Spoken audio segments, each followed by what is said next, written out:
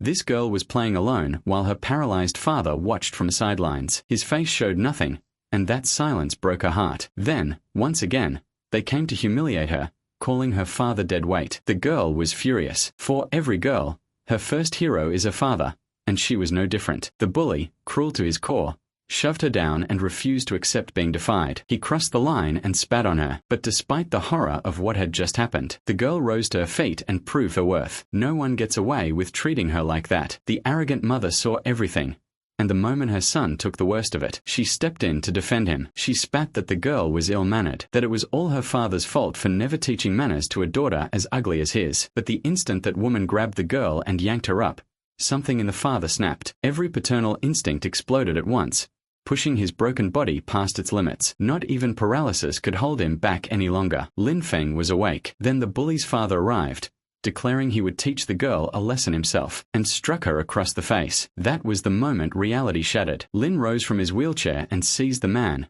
but that wasn't enough. He lifted him by the throat and asked him for his last words. The wife, seeing her husband on the verge of death, screamed and tried to intervene. "Let go of my husband or you'll pay." The protagonist was no longer a helpless man in a wheelchair. He struck her across the face and asked coldly, "How would you like to pay?" They didn't know it yet, but they had just awakened a sealed god of war. Despite their attack on his daughter, Lin's mind drifted back to memories of his battles, fighting alone against countless soldiers. The last warrior standing was breathing heavily, his body battered and covered in abrasions. Suddenly, the protagonist heard a voice praising him, saying he could single-handedly inspire an army of 10,000. Lin snapped his gaze toward the sound, just as more warriors descended before him. They declared they wouldn't let the protagonist win so easily. One soldier stepped forward, admitting Lin was truly worthy of his title, but insisted that today he would fall at the hands of the 7 sons of the Western Alliance. Hearing their bold words, Lin smirked, raising his spear with unwavering resolve. He roared that he had fought for 6 long years and had no reason to fear them now. The leader of the Western Alliance rushed in,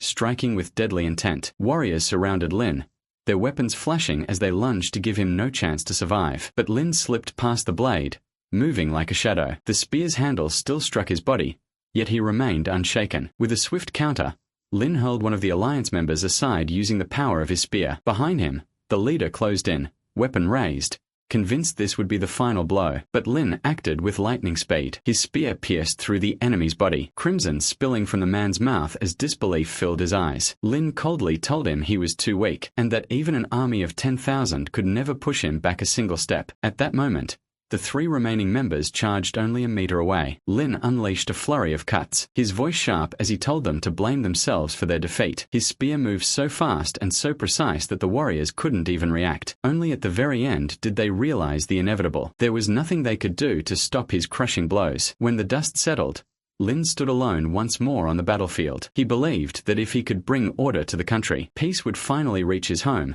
But the battle had taken its toll. His body was battered, his eyes heavy with exhaustion. Still, he couldn't afford to fall. His daughter needed a bone marrow transplant. A voice pulled him back to the present, Ray's voice trembling as she clung to his legs, calling for her father. Joy filled Lin's heart as he held his daughter close. She stared at him, hardly believing this was truly her father. The protagonist vowed to wipe out Xiaohu's entire family if they refused to bow 100 times. The terrified family quickly obeyed, bowing over and over, apologizing with every breath. Ray cried loudly, saying everyone around them hated her father, but Lin promised her that he would never again allow anyone to harm their family. She kept crying, heartbroken that no one believed her when she said her father was a hero. He listened, but his gaze shifted when he noticed her body hadn't fully recovered. Lin was deeply worried, knowing he had to stay strong for her. The girl noticed his struggle and asked to be put down. He gently obeyed, setting her on the ground and assuring her she was fine. He stroked her head and told her to come home with him. But Ray revealed the harsh truth. Their grandmother had kicked them out and banned them from returning because a mother needed to meet with Uncle Sun. Lin frowned,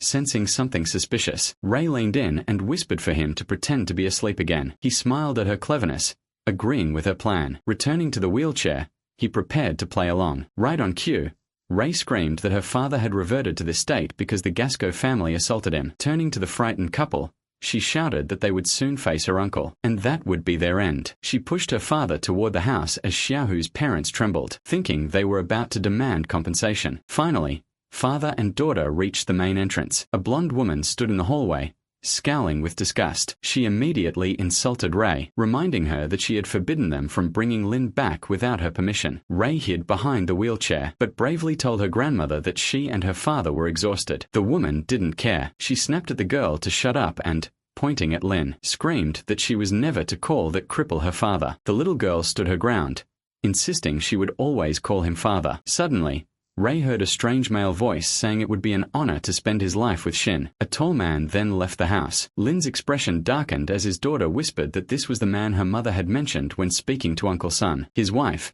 Shin, appeared, a young beautiful woman visibly upset. Shin said she wanted to think about the marriage proposal. Sun agreed to give her more time but was confident he would win her over. When he turned, he saw a man and a little girl standing in the yard right in front of him. He immediately realized the girl was Shin's daughter. Sun walked over, patting her cheeks and calling her cute. At that moment, Shin's mother told her to walk Sun to the door, but the protagonist's wife refused. Ray's grandmother rushed after Sun to ask how the meeting had gone, leaving her daughter upset. Watching all this, Ray whispered to her father that this man was trying to steal Shin away from them. Just then, her mother came over and, with all the tenderness in the world, took Ray's little hands. Shin thanked Ray for taking care of her father that day. The girl started crying, asking if her mother was really looking for a new father. Shin promised her that would never happen. While wiping away her daughter's tears, she noticed a mark on her face and asked if she had fought again. Ray lied, not wanting to worry her mother. After that, Shin took the protagonist and her daughter home. Once they returned, Ray was sent to her room, leaving her parents alone. Shin sat on the bed facing Lin, trying to figure out what was right to do in this situation. The protagonist wondered if his wife knew he had awakened. She softly said that she knew he couldn't hear her and wasn't conscious, but she wanted to tell him something. These words made Lin even more tense, forcing him to hide that he was awake. With tears in her eyes, Shin gently stroked her husband's hair, saying Ray was saved because he sacrificed himself. She confessed she wanted their daughter to have a strong and happy family. Through tears, she admitted she was willing to marry Sun if it meant their daughter would be treated well. It was a painful decision, but telling him made her feel honest with the man she loved most. She stood, apologized sincerely to the silent protagonist, and began to leave. Meanwhile, Lin thought about how much his wife had endured during his deep sleep. Suddenly, a loud knock came from the other side of the room. He realized he wasn't alone. Jiang, Shin's younger sister, emerged from the bathroom. She casually said Lin had no idea his wife was getting married. He didn't expect to see her there, though he didn't react outwardly. Inside, he was tense. Jiang approached his wheelchair, tossed a wet towel aside, and grabbed his chin, lamenting that such a handsome man was going to waste. A melody started playing, distracting her as she lay on the bed and greeted her future brother-in-law. She answered a call, her bare feet right in front of Lin. He remembered she was still naked, but diverted his attention, focusing on the conversation. Sun asked if her sister had accepted the gifts. Jiang replied no, but added that sooner or later her sister would belong to Sun. He seemed doubtful, so he invited her to buy whatever she wanted. That was exactly what she hoped to hear. She immediately demanded a bag and a pair of shoes. Sun promised to give her everything if she did something for him. Jiang agreed, heading to her sister's closet. She said she'd do whatever he asked. After dressing in a blouse, she told her future brother-in-law to change Shin's wardrobe after they married. Then she left the room, and Lin was alone, sitting in the center, processing everything he had heard. It was hard to accept that Shin felt forced to marry this man to secure Ray's future. The window was open, curtains swaying in the light breeze. Suddenly, a girl appeared in front of his wheelchair. She bowed, saying she was glad he had finally woken up. Lin recognized her as Xiao Qing, and asked if she wasn't supposed to be guarding the border. The girl, without raising her eyes, admitted that her master was now more important than guarding the border. After their last battle, no one had dared to breach it anyway. Lin listened carefully to his subordinate, and asked if she had any other news for him. Shin's expression turned sad, as she revealed that during the past 2 years, he had been surrounded by ill-intentioned people, especially those who wanted to take his wife away. She confessed that without his order, she couldn't act against them. Now, she asked for permission to eliminate all those villains. Lin could barely contain his anger as he listened. He realized that while he had been recovering, many had already gotten too close. Yet his main concern was now Sun. He ordered Chin to gather all the information she could about him. She accepted the command without hesitation, promising to start immediately and bring him everything as soon as possible. Without making a sound,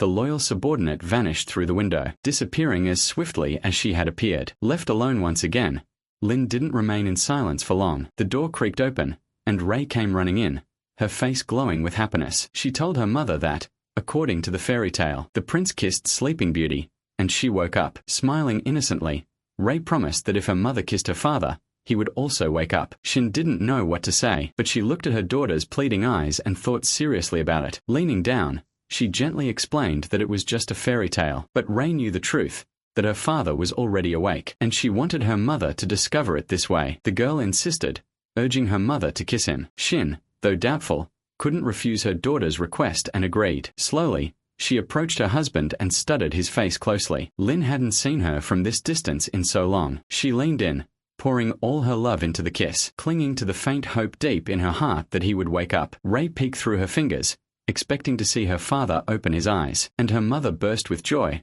but nothing happened. Lin remained still. Shin turned to her daughter with a pained look, saying that Daddy didn't wake up and that fairy tales weren't real. Crushed, Ray couldn't understand why her father didn't get up to show her mother the truth. Shin took her hand, and with a trembling voice, promised she would find a new father to take care of them. But this only made Ray furious. She screamed that her mother was a liar, reminding her that she had promised no one would ever replace Lin. Sobbing, Ray clutched her father's hand, desperately trying to lift him, begging him to wake up. Shin turned away, unable to watch without crying. The little girl was certain he could hear her, begging him to tell her mother that he had already recovered. Inside, Lin struggled to stay still. It broke his heart, but he mentally apologized to his daughter. He had to keep pretending, because revealing himself now would put everything at risk. But as Ray saw no reaction at all, her sobs grew louder. She yelled that he was a liar, just like her mother. Shin was forced to take her out of the room, asking her not to shout at her father. Yet Ray couldn't believe that her father would allow her mother to replace him. Time passed, and the difficult day slowly came to an end. Darkness fell over the house, with only a single room lit by a lonely lamp. Ray eventually drifted into sleep, tears still in her eyes, mumbling that everyone around her was a liar. Shin sat silently beside her daughter, guilt weighing heavily on her heart. At that moment, the door creaked open, and Jiang appeared in the doorway. She reminded her older sister about the banquet, and questioned why she was still at home. Shin didn't react. Jiang grabbed her sister's hand, insisting they had to leave immediately. She added that after marrying Sun, Ray would be able to have anything she wanted. Shin, wanting only for her daughter to stop crying herself to sleep, reluctantly agreed to go. Meanwhile, Lin remained in his room when Chin slipped back through the open window. In her hand was an envelope. She addressed him as master, and reported that she had gathered all the information about Sun. She handed over the envelope, and reminded him that today was Ginseng's birthday, with Sun hosting a banquet at the Jiangju Hotel, where Shin would arrive in about 40 minutes. Lin took the envelope, thanked his loyal subordinate, and carefully opened it. As he read the papers, his expression hardened. He couldn't believe how vile Sun's family was in their methods. Rising from his wheelchair, he ordered Chin to prepare. They were going to the birthday party together. At the hotel, the two sisters arrived on time, and were warmly welcomed by a smiling staff member who confirmed the reservation for Sun. A separate room had been arranged for them. Entering the hall, Jiang was dazzled by the lavish decorations, pointing excitedly at the huge arch with the birthday message. But Shin remained uneasy. A man adjusted his glasses, and commented on how surprised he was that his father had booked the entire hotel. Jiang quickly moved closer to her future brother-in-law, laughing that he wasn't wrong. Footsteps echoed in the corridor as a little girl approached Shin, carrying a box with a beautiful ring meant for the birthday girl. Jiang's eyes sparkled when she saw the golden ring with its massive diamond, eager to admire it up close. Then Sun knelt, presenting the ring, and asked Shin to marry him. The staff whispered among themselves, impressed by how much his family had spent on the engagement. Sun promised to take care of Shin and her family, staring at her with expectation, but the weight of the decision tore her apart. Her soul felt split in two, and she stayed silent. Nearby, Lin and Qin sat near the piano, watching everything closely. Qin asked if she should intervene and remove that arrogant man, but Lin told her to wait, his worry growing as he watched his wife. Finally, Shin pulled her hand back from Sun, saying the proposal was too sudden. She confessed she worried about who would care for Lin. Jiang panicked, urging her sister to accept. Hearing her hesitation again, Sun's patience ran out. He stood, reproaching her for being ungrateful after everything he had done, renting an entire hotel and promising to take care of her daughter. Jiang joined in, pressuring her sister to marry the wealthy, powerful man. But Shin's anger flared. How dare Sun reproach her? She refused his proposal. Enraged by her rejection, Sun reached for her arm. Shin tried to run, but he threatened that if she didn't obey, her family would cease to exist. He whispered that she should be obedient if she wanted her daughter to be safe, then arrogantly announced that today would be her wedding day. Guests began to cheer for him, praising his power. The protagonist had seen enough. Lin, still observing, told Kin that she would know what to do. In a blink, the girl was behind Sun. As Sun approached Kin seized his hand, forcing him to face her. Furious, she ordered him to stop. The guards rushed to his aid, but Sun, wearing a confident smile, waved them back and ordered everyone to leave. The arrogant man thought Kin had stopped him out of jealousy, believing she was envious of his fiancée. With a smirk,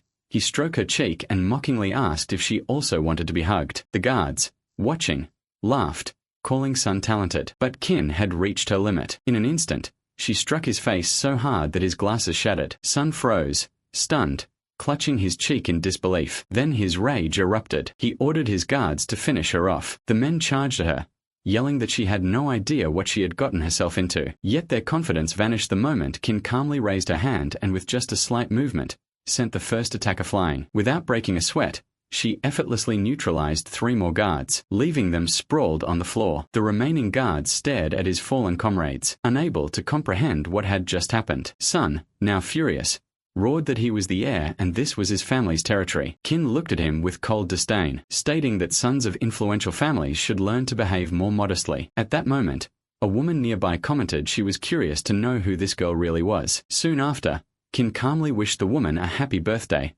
surprising her. Suddenly, a beautiful melody filled the hotel. A voice shouted for everyone to look at the stage. The sisters turned their heads, stunned, as they saw a handsome man sitting at the piano, playing a breathtaking tune. Jiang couldn't take her eyes off him, shouting how handsome he was. But Kin recognized him immediately. It was her husband. She confirmed to herself that the man on stage was a master. The other woman was confused, not understanding why Kin called him that. Sun's anger boiled over when he saw someone else had entered the hotel he believed his family owned. He shouted for the manager. The staff rushed to his side and the manager ordered the guards to handle the situation. Moments later, a large group of hotel security appeared. Sun grinned, confident that Kin would finally pay for hitting him. He pointed at her and barked the order to throw her out. But instead of obeying, the guards turned on Sun himself. To his shock, they grabbed him and began dragging him out. He screamed, struggling, shouting that he was Sun. The hotel employee gave him a cold smile and explained there had been no mistake. The entire hotel was rented by Lin. At first,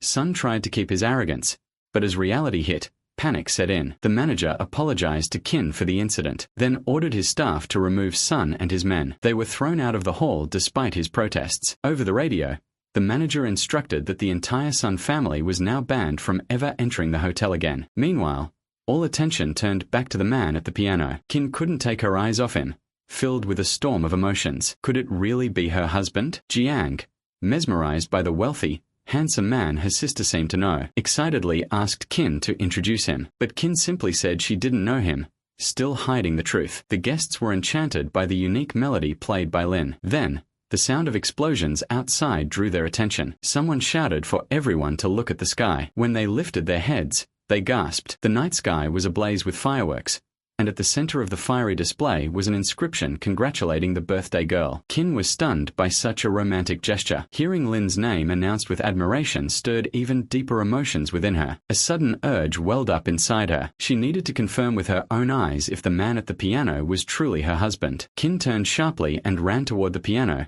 desperate to reach him, but her younger sister grabbed her hand, trying to stop her. Kin broke free and sprinted with full confidence that Lin was still waiting for her. Yet when she arrived, the room was empty. The piano stood silent. Her heart sank as she tried to understand why he had left. From behind, her sister calmly said that Lin had already gone home. Hearing those words, Kin believed it. If he was home, she needed to return as well. In reality, Lin had indeed left the hotel earlier and was already back in their room before his wife arrived. He ordered Kin to gather all information about the Jian family and deliver it to him. She apologized for speaking so boldly, but said no one needed to know about his awakening. She could handle the matter personally. The protagonist smiled and asked if she was truly worried about the consequences of someone discovering he had woken up. Standing by the window, Kin avoided answering. Suddenly, she saw Kin entering the house. She bowed, said goodbye to her master, and confirmed she would carry out his orders. Lin changed back into his old clothes, determined to keep his awakening a secret a little longer. He hated hiding it from his wife,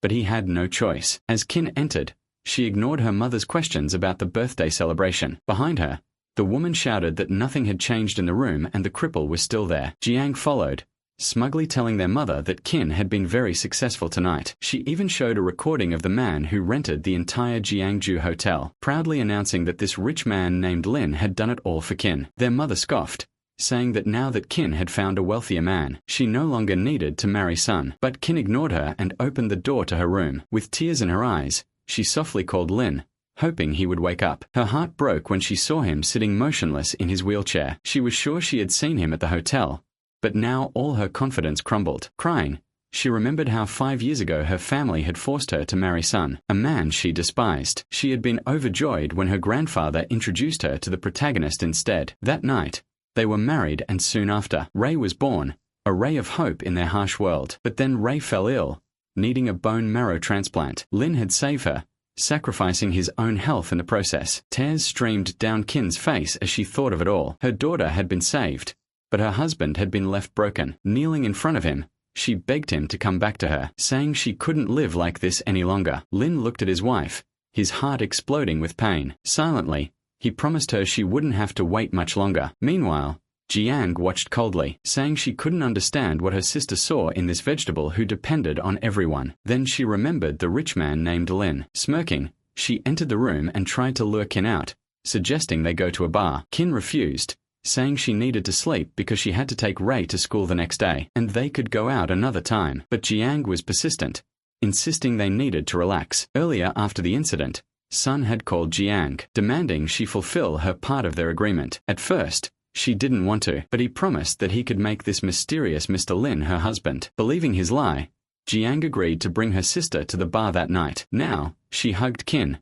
cheering loudly that she was the best sister in the world, while secretly pushing forward her own plan. Qin, exhausted, finally gave in and went to fix her makeup. Unaware of her sister's hidden motives, Qin headed for the exit, and Jiang looked at the protagonist with an evil smile. Then she leaned towards Lin and told him that after today, his sister would finally get divorced. After that, she also left. Suddenly, the protagonist was alone in the room, and Qin appeared through the bedroom window. She reported that she had discovered all the latest cases of the Jiang's family. This is the family of Lin's wife. Qin began to tell that there was a financial crisis in her company, and Qin's family promised to take them to the top if Qin married her son. At that moment, Lin frowned and said that son is very calculating, and now they will see if Qin is faster than his blade. After that, the hero saw his wife's cart leave the house, and ordered Qin to monitor Qin's movements. Meanwhile, at the love bar, Qin was sitting and the waiters noticed that the man looked cheerful. They filled his glass with drink and asked if he had any good news. The man laughed uncontrollably and said he had great news, and the people around him congratulated him on it. Soon the Jiang sisters entered the bar. Qin asked if they had already come to the right place. The men looked at the girls and noticed how beautiful they were. Sun smiled happily and started walking towards the girls. At that moment,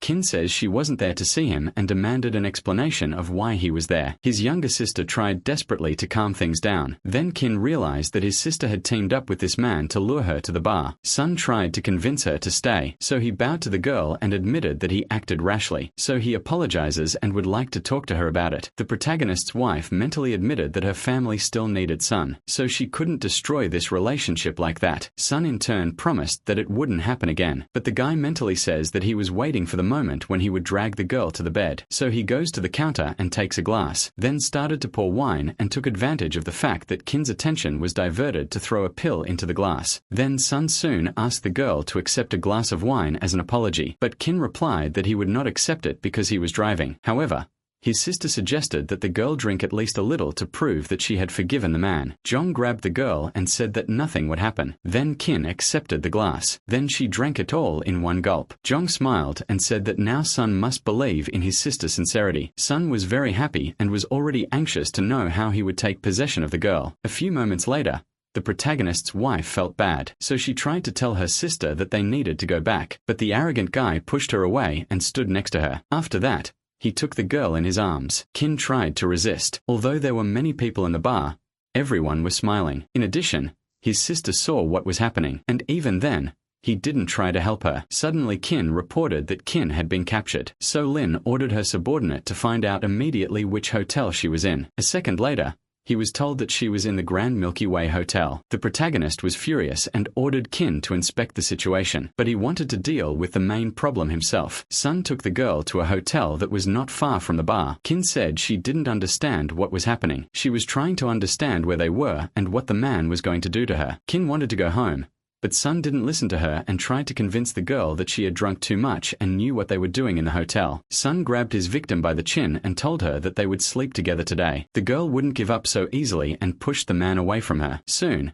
a crazy smile appeared on Sun's face as he said that he didn't expect the victim to have the strength to resist. He began to speak perverted words to the girl. Then Sun took the girl by the hand and said that she couldn't escape because there were too many of his people around. The protagonist's wife felt disgusted and tried to fight him. The girl understood that she needed to resist with all her strength. At the opportunity, she bit the man on the ear. This annoyed him and he pulled the girl by the hair, then shouted that if she continued, she would meet a terrible end. Sun strangled the girl, saying that she was to blame for not wanting to marry him. Chin at that moment could only think about her husband. Suddenly, the protagonist appeared at the door of the room. Sun did not recognize the man and shouted that he entered the wrong place. The hero was intimidating only with his appearance, and promised Sun that he would send his entire family to the cemetery if he touched him again. The girl couldn't believe her husband was in front of her. Sun quickly received a punch from Lin in the face and flew to the ground. Sun carefully examined the unexpected guest and tried to understand how a guy in a wheelchair could come here, but he continued to sit on the ground and decided to admit defeat. Now, in addition to the abrasion on his cheek,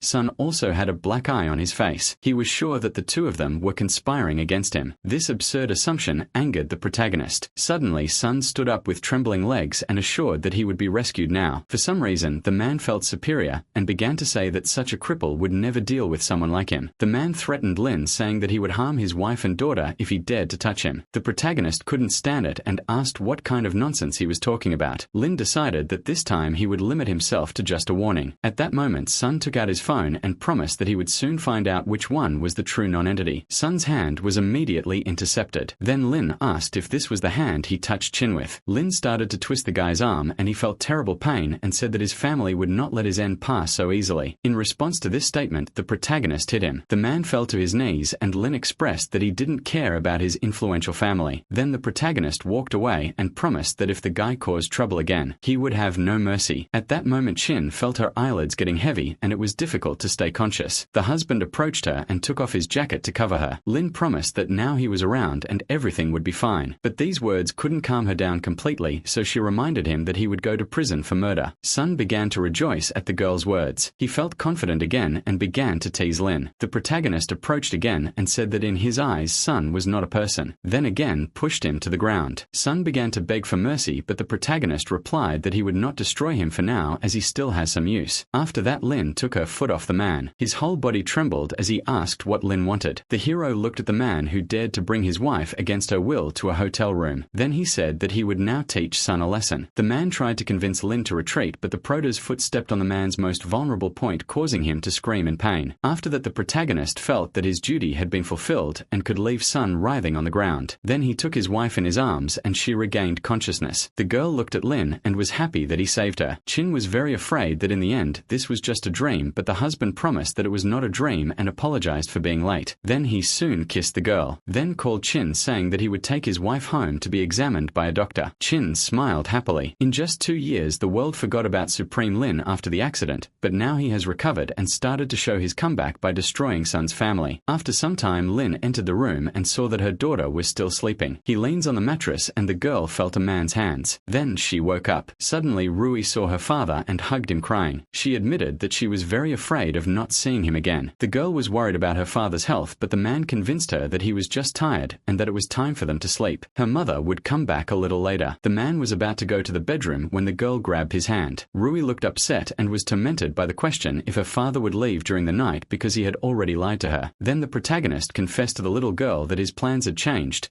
and now under no circumstances should she tell that he woke up. Rui promised that she wouldn't even tell her mother, so she and her father swore to keep the secret. Meanwhile, a doctor from a hospital was carefully reviewing the exams of one of the patients. She arrived at Sun's room and said that the only way out for him was surgery, but the risks to his life were too high. The young heir believed that his days were numbered. Suddenly, the doctor said that his only option was amputation. This terrible news made the guy scream all over the hospital, promising to make Lin pay for it. Meanwhile, Chin was sleeping peacefully in his room. room. His daughter was patiently waiting for her. At that moment Chin opened her eyes and realized that she was in the room. Then she heard Rui's voice and her head automatically became dizzy. Her daughter laughed happily and said that her mother was a real sleeper. At that moment Chin remembered the events of last night and immediately looked at her husband. Then she saw him in the wheelchair as always. Then she started to cry because she believed that everything was just a dream and who saved her was another man. Rui took his mother's face in his little hands and asked her not to cry because her father would definitely protect them. Suddenly Chin's mother entered the room demanding an explanation from her daughter about who gave her the pill. Chin hugged her daughter and said that Chin put something in her wine but someone managed to save her. The woman turned around and was ready to deal with the one who dared to invade her daughter's honor but stopped abruptly and asked if Chin was really talking about Chin. The protagonist's wife was 100% sure of the man's guilt. Then she confirmed her words but her sister went against her and replied that this was all a misunderstanding. It was also useless for Chin to do this since Chin was going to marry him. Chin wanted to protect Chin because she was the one who took her sister to that bar and no one could find out. At that moment their mother says that Chin must be mistaken then. Rui got very angry,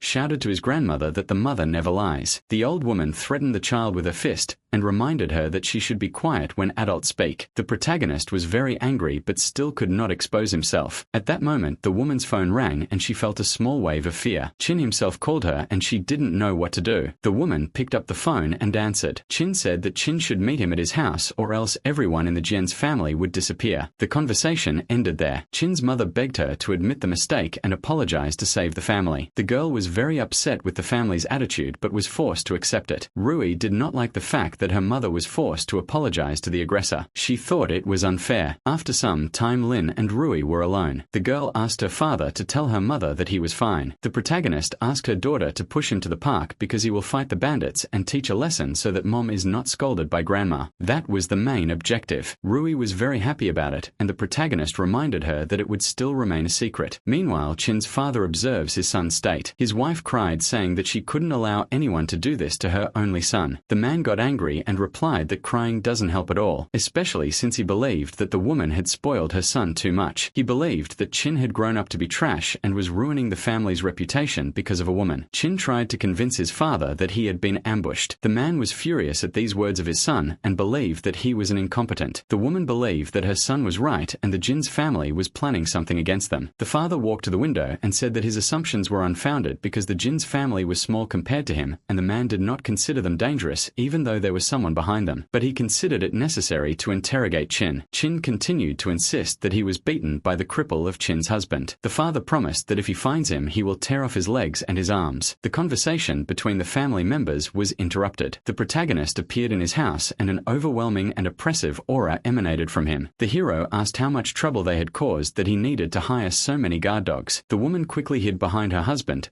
and he asked who Lin was and why he went to their house. Shin soon got up from the bed and shouted that it was the same Lin who assaulted him. The father saw that the protagonist dared to break into his house and said that he had a lot of courage. The hero looked at all the people in this room with disdain in his eyes and considered that they were not worthy of his wife's apology. Shin's father raised his hand and ordered his men to immediately seize the insolent man. However, Lin said with a satisfied smile that his people were not able to stand up but he could give him time to call the others. The man was furious and promised that he would not get away with all this. He tells the protagonist that he has one last chance to try to save his life. Lin was only annoyed by such regrettable threats and asked the man if he was so sure of his words. Then the protagonist crossed the room and ended up behind the man who dared to threaten him. Soon Lin hit the head of the family in the face and he fell to the floor. The protagonist quickly explained that he could get away with anything. The woman watched all this and panicked like her husband. She even wanted to shout something at him, but he was silent and covered his mouth with his hand as soon as Lin looked in his direction. The man tried to get up from the ground while saying that he didn't care who was behind Lin because he would eliminate everyone. The protagonist appeared in front of the man and said that he was as trash as his son. Son watched his father's opponent in fear and thought with horror that the guy didn't look like a human. Lin admitted a demonic aura that made his opponents tremble in fear. The hero lifted the old man by the throat and heard screams begging for mercy. The woman threw herself at Lin's feet and promised to pay any amount. Son also realized that without his father the company would end, so he started begging him to let him go.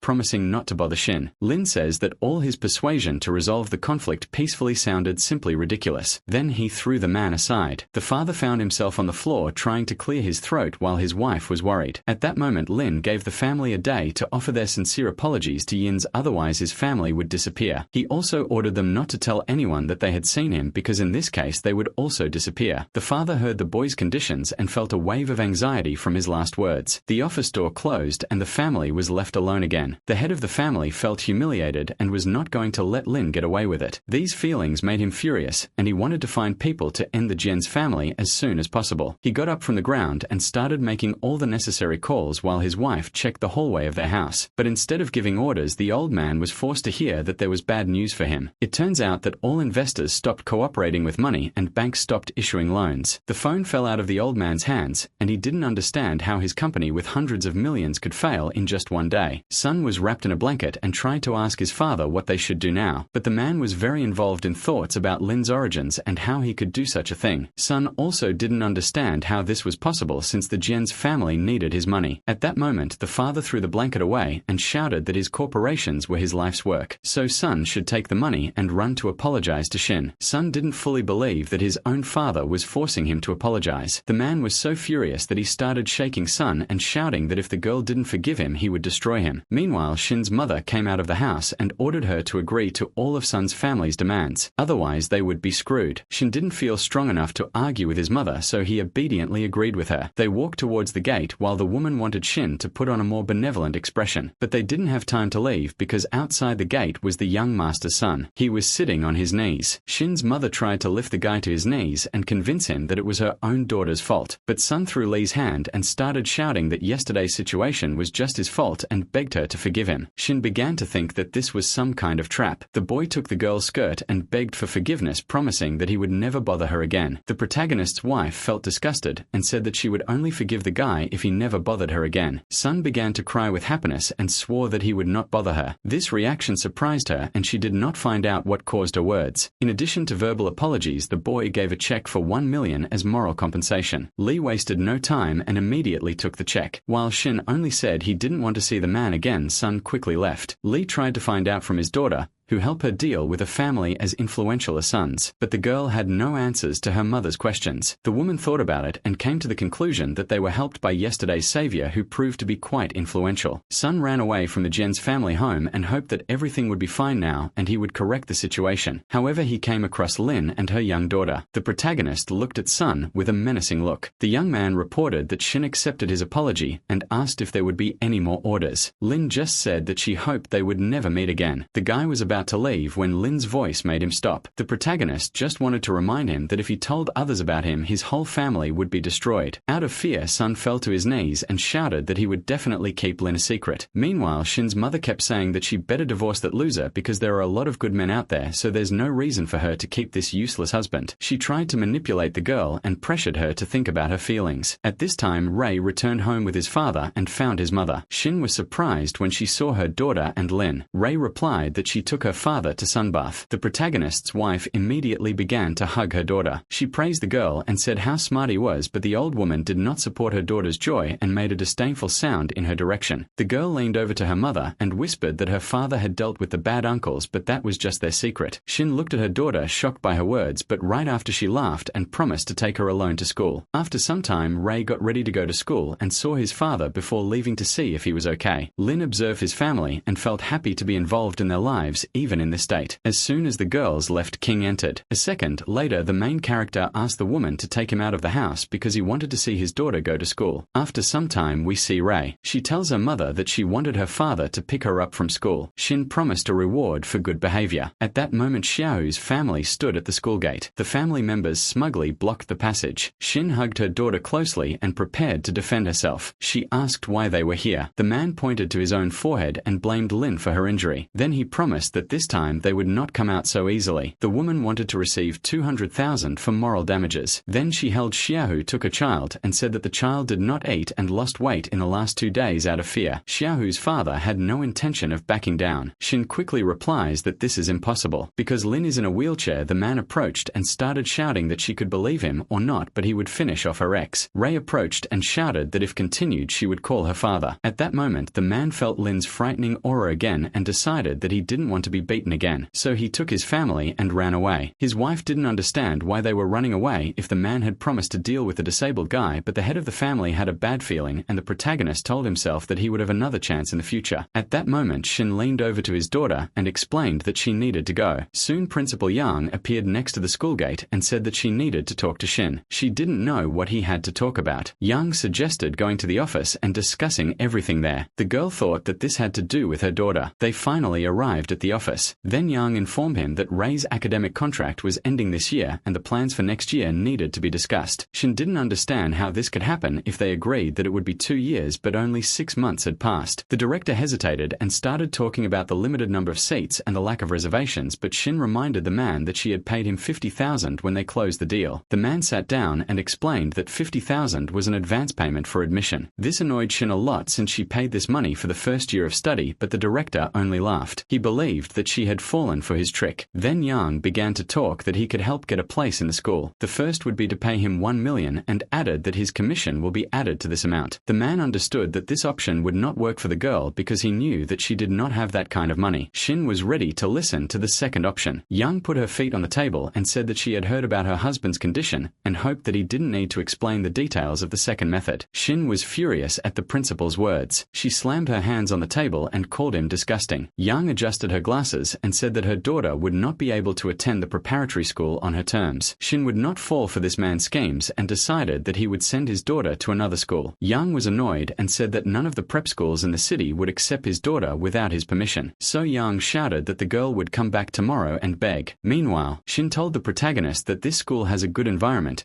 and Shin paid a lot of money so that his daughter could study here. Suddenly, one thing caught his attention. Ching turned Lin to the exit of the school and he saw his wife running away in tears. He immediately realized that something had not gone according to plan in the principal's room and decided to take a look on his own. At that moment, Ari Xiaohu's father appeared in front of the principal. Yang got nervous and on his face. He tried to pretend that he was very happy to see this family, but in fact, the man just didn't want to ruin the relationship with Zhu, because he is one of the richest in the place. They quickly expressed that they wanted to expel a little girl from school. The principal realized that they were talking about Rui and said so at the end of the semester. She would no longer attend school. However, the family was not happy with this decision, and Zhu promised to pay 1 million if the girl left immediately. The principal promised to solve the problem as soon as possible, and was happy that he could make a fortune so easily. At that moment, the door of the board opened with a loud bang. Everyone immediately looked at Lin. The director didn't understand who he was dealing with and tried to show his power. The mere appearance of Lin made the couple tremble with fear because they already knew him. But Yang didn't pay attention to the situation and tried to find out what this man was doing here. Ju received another severe slap in the face and his wife was sure that now they would go base. The director was starting to get nervous but still tried to send Lin away. He was unsuccessful and was really scared when Lin promised to cut out his tongue if he spoke one more word. After that,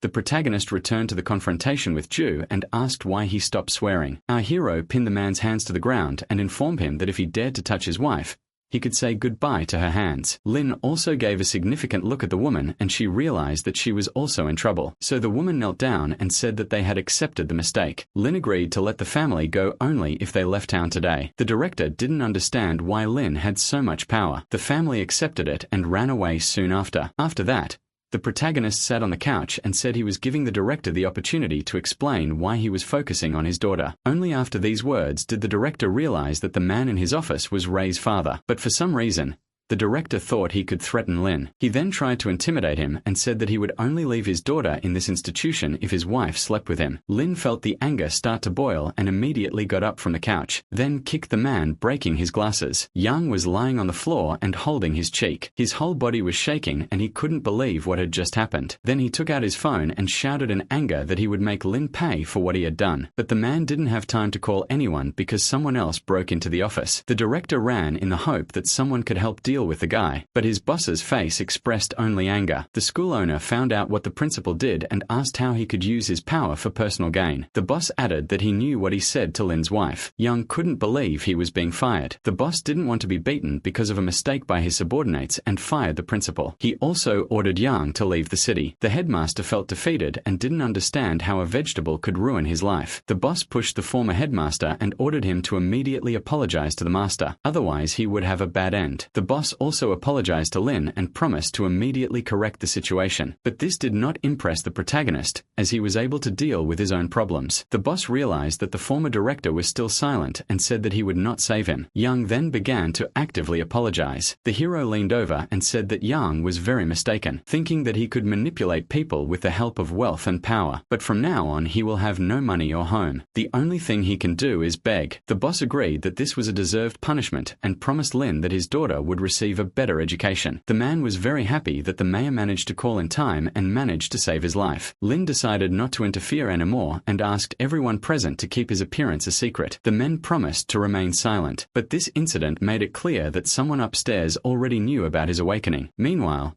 Shin walked through the park, thinking that today all the problems fell on her head. At that moment, the younger sister appeared next to her, asking if the girl was going to the company. Shin shared her problem about having to pay $1 million for in school. The younger sister was sure that it was due to lack of status and mentioned son, but this made the protagonist's wife furious. She walked away from her sister and said that from that day on, they would break all ties with this family. At that moment, Jong said that she heard from her mother about her mysterious boyfriend and suggested asking him for help, but Shin asked her not to talk nonsense. Jong believes that his sister is stupid, mainly because she wants to continue with a man who doesn't move instead of finding someone influential. After the brief conversation, Jong left, leaving her sister to deal with her problems alone. After some time, Jong went to a nearby cafe with Sun. The girl saw his condition and thought he was sick. Sun got angry and thought that Jong could harm him. Jong didn't understand why the guy was angry at her. She says that she just wanted to remind him that he shouldn't be left behind if he wanted to get his sister. Sun smiled and said that the girl really wants to take him to the grave. The younger sister remembered that the man had competition and that she considered him the best candidate. After these words, Sun thanked him and at the same time he looked very scary. Jong decided that she no longer needed to be by his side and said that since he had given up,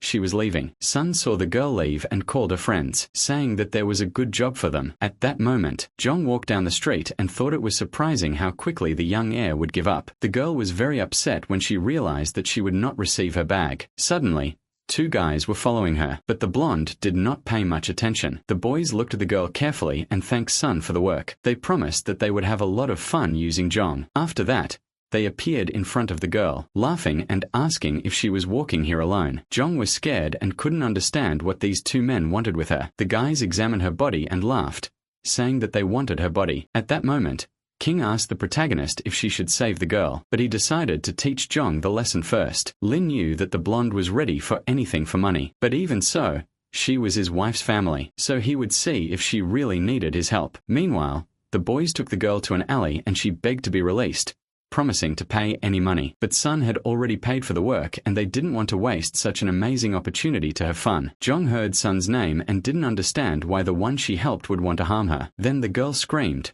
trying to escape, but her loud screams only made the guys happy. The girl had her clothes torn and the boys could see. Jong cried and begged for help. At this moment, Ching, as an excellent warrior, was able to neutralize the white-haired guy with one blow and then, just as easily knocked out her partner. Jong was sitting on the ground, covering her body. Chang looked at the girl she saved and said not to thank her. She ordered Jong not to interfere in her older sister's affairs, otherwise she wouldn't come anymore to help. After these words, the girl left the alley and left Jong alone. The girl was still crying and thought seriously why this woman called her sister and especially who was the master who sent her. Jong covered her body and felt guilty for forcing her sister to stay with Sun. Meanwhile, Ching was once again by the protagonist's side. They hoped the girl had learned. Ching agreed. Then she told the protagonist that soon she will have the Benhai feast, but Lin denied that she would. At this moment, a guard went to the Sun and informed him that two of his men had been eliminated. Lin was very surprised when he realized that the two of them had failed the task. The guy wouldn't stop because of a failure and promised himself that Zhong's end was just beginning. The guy saw a great way to deal with Jiang and called his good friend Liu. A lot of time had passed and Benhai's celebration was approaching. At that moment,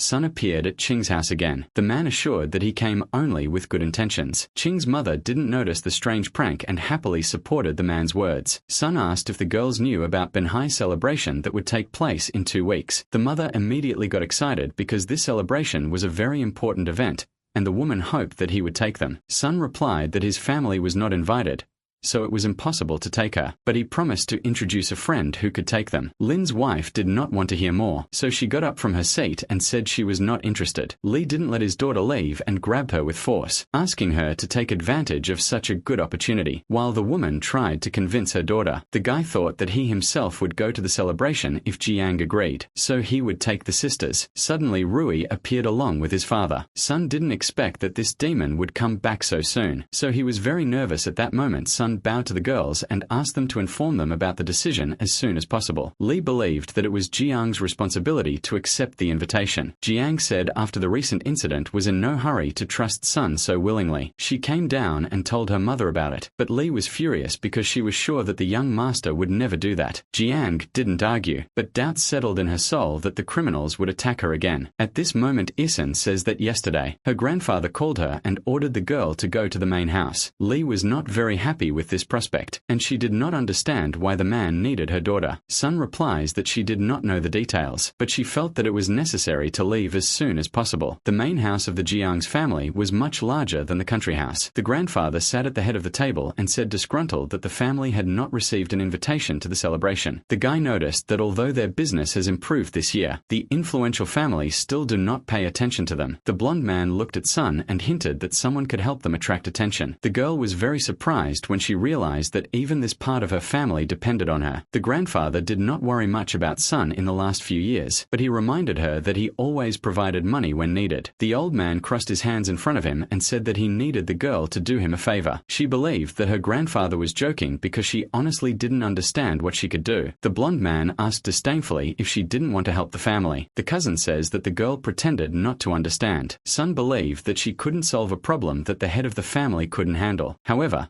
the old man explained that an influential person was interested in her and could help them get to the party. Sun felt a growing anxiety and said that no one could be interested in her since she already had a child. The cousin smiled sarcastically and added that the girl should thank her for the opportunity. The uncle also decided to play with it. The protagonist's wife jumped out of her seat and told everyone that she was a married woman, not a toy. But her words had no effect, and the uncle said that it was better to be a toy than to serve a vegetable. Sin tried to defend her husband's honor. The grandfather knocked on the table and promised that if his granddaughter complied with the request, the family would never forget. But the protagonist's wife would not agree. She says she won't allow her to lose her dignity and won't use my body. Shin says she will honor her husband, and if someone wants to go ahead with this plan, then they can go alone. Shin didn't understand how someone could ask for something like that. The old man didn't take no for an answer. At that moment, the cousin began to pressure the girl about the consequences of her actions, but the protagonist's wife remained firm, believing that only she had the right to decide what to do with her body. Suddenly,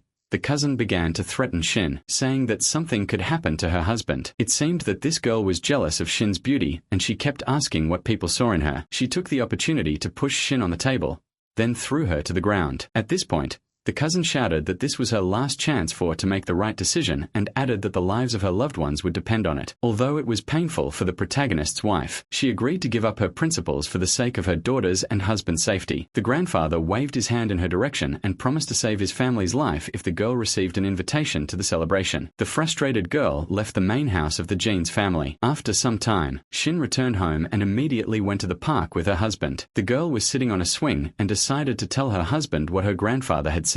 Shin told Lin that someone influential was interested in her, and she knew that she was obliged to entertain him if she did not want to bring problems to the protagonist and his daughter. The girl unfortunately said that she would have to get a ticket because otherwise they would destroy her family. The blonde hugged her husband, saying that she did not want to cheat on him, but she knew that she was not ready to lose them, so she apologized to Lin because that was the only way she could protect them. The protagonist was furious with his treatment of his wife, and his hands were illuminated with blue fire. Then Lin put his wife to sleep and sat sat her on the chair. The protagonist promised that he would catch everyone who dared to intimidate his wife. After that, King instantly appeared nearby. She bowed and was ready to carry out any request. Lin decided that she would not hide anymore. That she woke up and ordered Ching to inform everyone about her presence at the Binhai celebration. Meanwhile, Exin's mother was confused when she saw her father at her house. At that moment, the cousin introduced a guy named Liu Xiao. The guy sat next to Li and started smoothing her hair while she tried to understand what was happening. At that moment, the grandfather asked her to call Xin soon because they couldn't leave a person as influential as Li waiting. Li explained that the daughter took Ray to school, then decided to ask why they were there. The cousin reported that Liu Xiao liked Exin, so if the girl didn't bring trouble, the Jian's family wouldn't need anything else. Li was very happy. The cousin contemptuously told him that it was all thanks to her grandfather's efforts. After a few minutes, the sisters returned home. Liu Xiao began to look at the girls' bodies and praised Ku Xinyan's choice. Jiang's joy diminished when she saw her grandfather, who had previously promised that he would leave them alone. The grandfather introduced Liu and said he was the one Xin should accompany. The man cleared his throat and said he was looking forward to their new meeting. Li approached the eldest daughter and ordered her not to waste this great opportunity. The grandfather was dissatisfied with his granddaughter's behavior because she didn't greet the guest, but Liu didn't consider it something terrible and added, "That shyness on the first date is completely normal." The guy decided to introduce himself first and started to say which company he owned, but Xin walked away in disdain. The old man restrained himself with all his strength not to put Egg Xin in his place. Liu didn't like the attitude and asked if the family wasn't welcoming him. Cousin Yang hit Xin and shouted that she was just any for allowing herself to behave like this. The girl stood up over the protagonist's wife and demanded that she immediately apologize to Liu. At that moment, Yang was interrupted by Liu and he said that getting tickets became much more difficult. Xin sat on the couch and covered his cheek while being threatened that with this attitude they might not receive an invitation. The cousin clung to Liu and assured that grandfather would solve everything. Suddenly, a threatening smile appeared on Liu's face and he added that he would need one more person. Then Li replied that Jian would also go with him. Jian didn't like this news very much, but the grandfather just lit a cigarette and told the boy that he could take the two sisters with him. Li yelled at Jian because the girl didn't want to go and explained that Xin would protect her from trouble. Liu hugged the confused girl to himself and ordered the sisters to go with him. The man believed that it would only be beneficial for girls to accompany him for one night and receive his reward. Xin didn't want to participate in it, but the guy reminded her of the safety of his daughter and husband. Liu was happy to see how the beauty obeyed the family rules and threw away her principles. Our main character watched this scene carefully hiding behind the wall of the stairs. Then he called Qing and ordered them to cancel the invitation of the Jian's family and invite only Xin. Meanwhile, outside the house,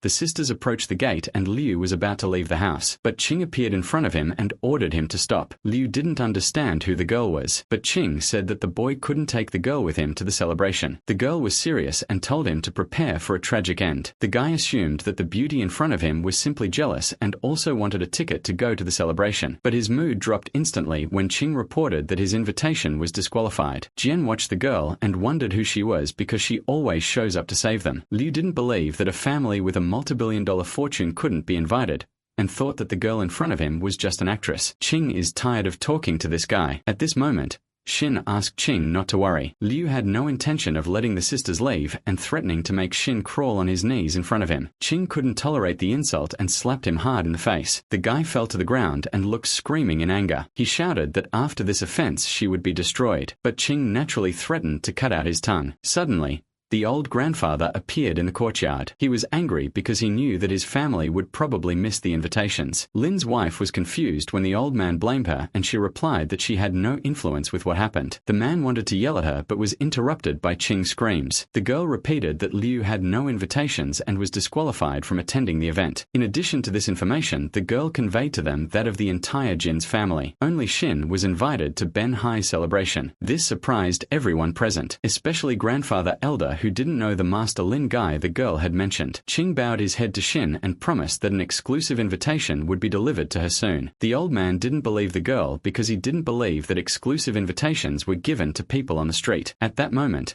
a man appeared near the gate and said he had to deliver an invitation to Qin. The grandfather couldn't doubt this man's words, but he couldn't understand how Shin could be invited. Liu got up from the ground and recognized the man like Wang. The guy didn't expect to see him here. Liu told everyone that this man was the organizer of the Ben Hai celebration, so now he would prove that he was invited. But Wang looked at the beaten man and asked who he was and why he was acting so rudely. Liu pointed to himself and reminded himself that he was the heir of the Liu family. The organizer of the celebration recalled that this year Liu's family could not attend. The old elder received confirmation that Liu's family was deprived of participating in the celebration by the organizer himself. At that moment, Wang asked his assistant to expel Liu so that he would not bother the master. After that, the man smiled sweetly and took the letter, at the same time wondering who Shin was. The protagonist's wife was very worried when she saw that that man was looking for her, but Wang bowed and extended an exclusive invitation sent by Mr. Lin and asked the girl to go to the celebration. Shin accepted the invitation and asked if this Lin was the same person who rented the hotel for her. The man confirmed that this was not the first time Lin gave lavish gifts to the lady. Jian thought that if her sister married this master, they would never have problems again, so she asked if they could meet him. Meanwhile,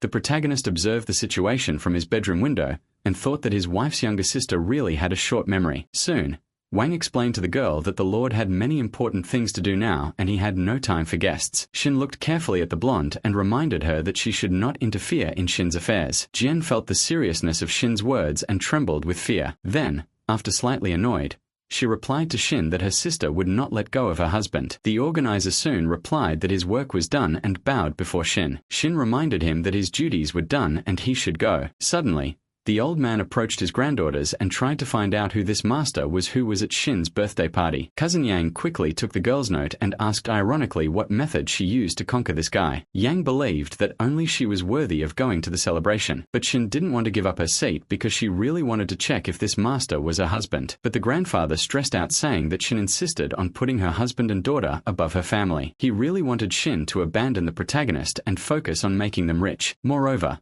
the old man believed that Lin had become a burden to his family, so Shin allowed the invitation to be withdrawn as long as his family was not affected. Yang was happy because he believed that Yin Zhan was not worthy of an invitation. At this moment, the protagonist and King watched this scene. Lin's servant really wanted to come back and teach them a lesson, but the hero forbade her to do so and promised that in the future he would make them regret their existence. At that moment, King's phone rang. The school principal says that Rui had been sent to the hospital. Lin heard that her daughter had lost consciousness and ordered Shin to start the car immediately. Then, after a few minutes, they arrived at Benhai Central Hospital where they brought Rui unconsciously. The doctor carefully examined the test results. Shin and Lin entered the room, asking how the girl was feeling. The doctor replied that he ruled out other options and found that the girl had a relapse of an old disease. Lin sat on the bed and asked if it would be possible to transplant bone marrow to save her again, but the doctor decided that first they should invite Dr. Li to come see Rui. The protagonist was very surprised that Dr. Li was in town. The doctor replied that Li came back as soon as he heard the rumor about the master's awakening and is now in the hospital. Lin immediately sent her servant to find the doctor and ordered him to go brought quickly. At this moment,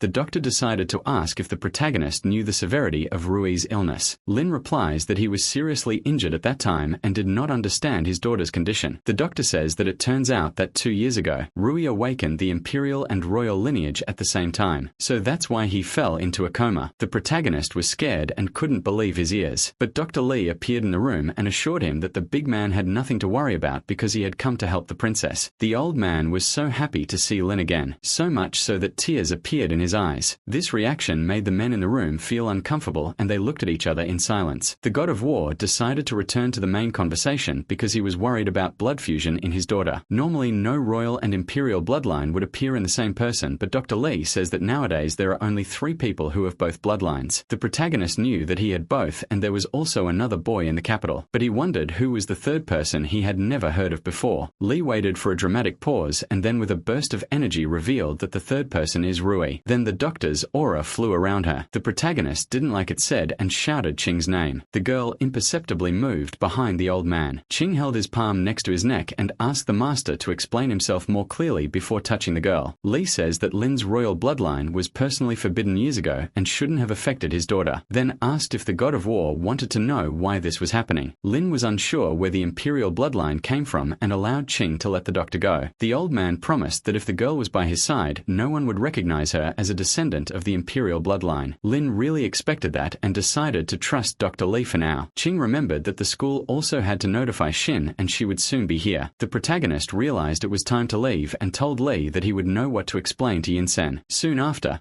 the protagonist's wife ran through the hospital corridors as fast as she could. She was very nervous and didn't even pay attention to Sun. The guy wanted to know what she was doing here, but the friend got mad because he didn't want any trouble. Sun received a slight blow to his friend's head and admitted that this time he had nothing to do with it. He guessed that the girl was worried about the child. Liu didn't understand why they needed this information, and then Sun explained that Shin would definitely need money for the treatment. Liu knew the poor state that Jian's family was in and prepared to use his chance to make the blonde beg for him. At that moment, Isen burst into the room and asked worriedly what happened to her daughter. Li asked the woman to be quiet so as not to wake up the little princess. The girl did not expect to see a second doctor besides Shin, so she asked who he was. Dr. Chen introduced his mentor and promised that Rui was safe. Then he snapped his fingers and Rui began to turn around in his bed again. Li said that the girl would soon wake up thanks to acupuncture. Suddenly, Rui opened his eyes and tried to find his father in the room. Because he was sure he heard his voice, the mother appeared next to her saying that she fainted at school. So she was lucky enough to meet this doctor who uses traditional Chinese medicine. Rui recognized the man as a brilliant doctor. The old man couldn't contain his feelings and said that the baby was very kind to him. The man leaned over to the girl and started hugging her. Shin was worried that she wouldn't be able to pay for the doctor's appointment because her family wouldn't give her a dime. The man noticed her concerns and said that he would not receive payment from her, since he came in the name of Mr. Lin. At that time, Rui realized that he wasn't imagining things and actually heard his father's voice. Shin quickly asked if the doctor could tell him who this Mr. Lin was and why he is always helping her. Lai couldn't tell the secret, so he just said that Lin is the supreme lord of the southern border and she will find out the details when it's time. Then the doctor returned the girl to bed and handed her mother a business card, ordering her to call if necessary. Now that Rui woke up,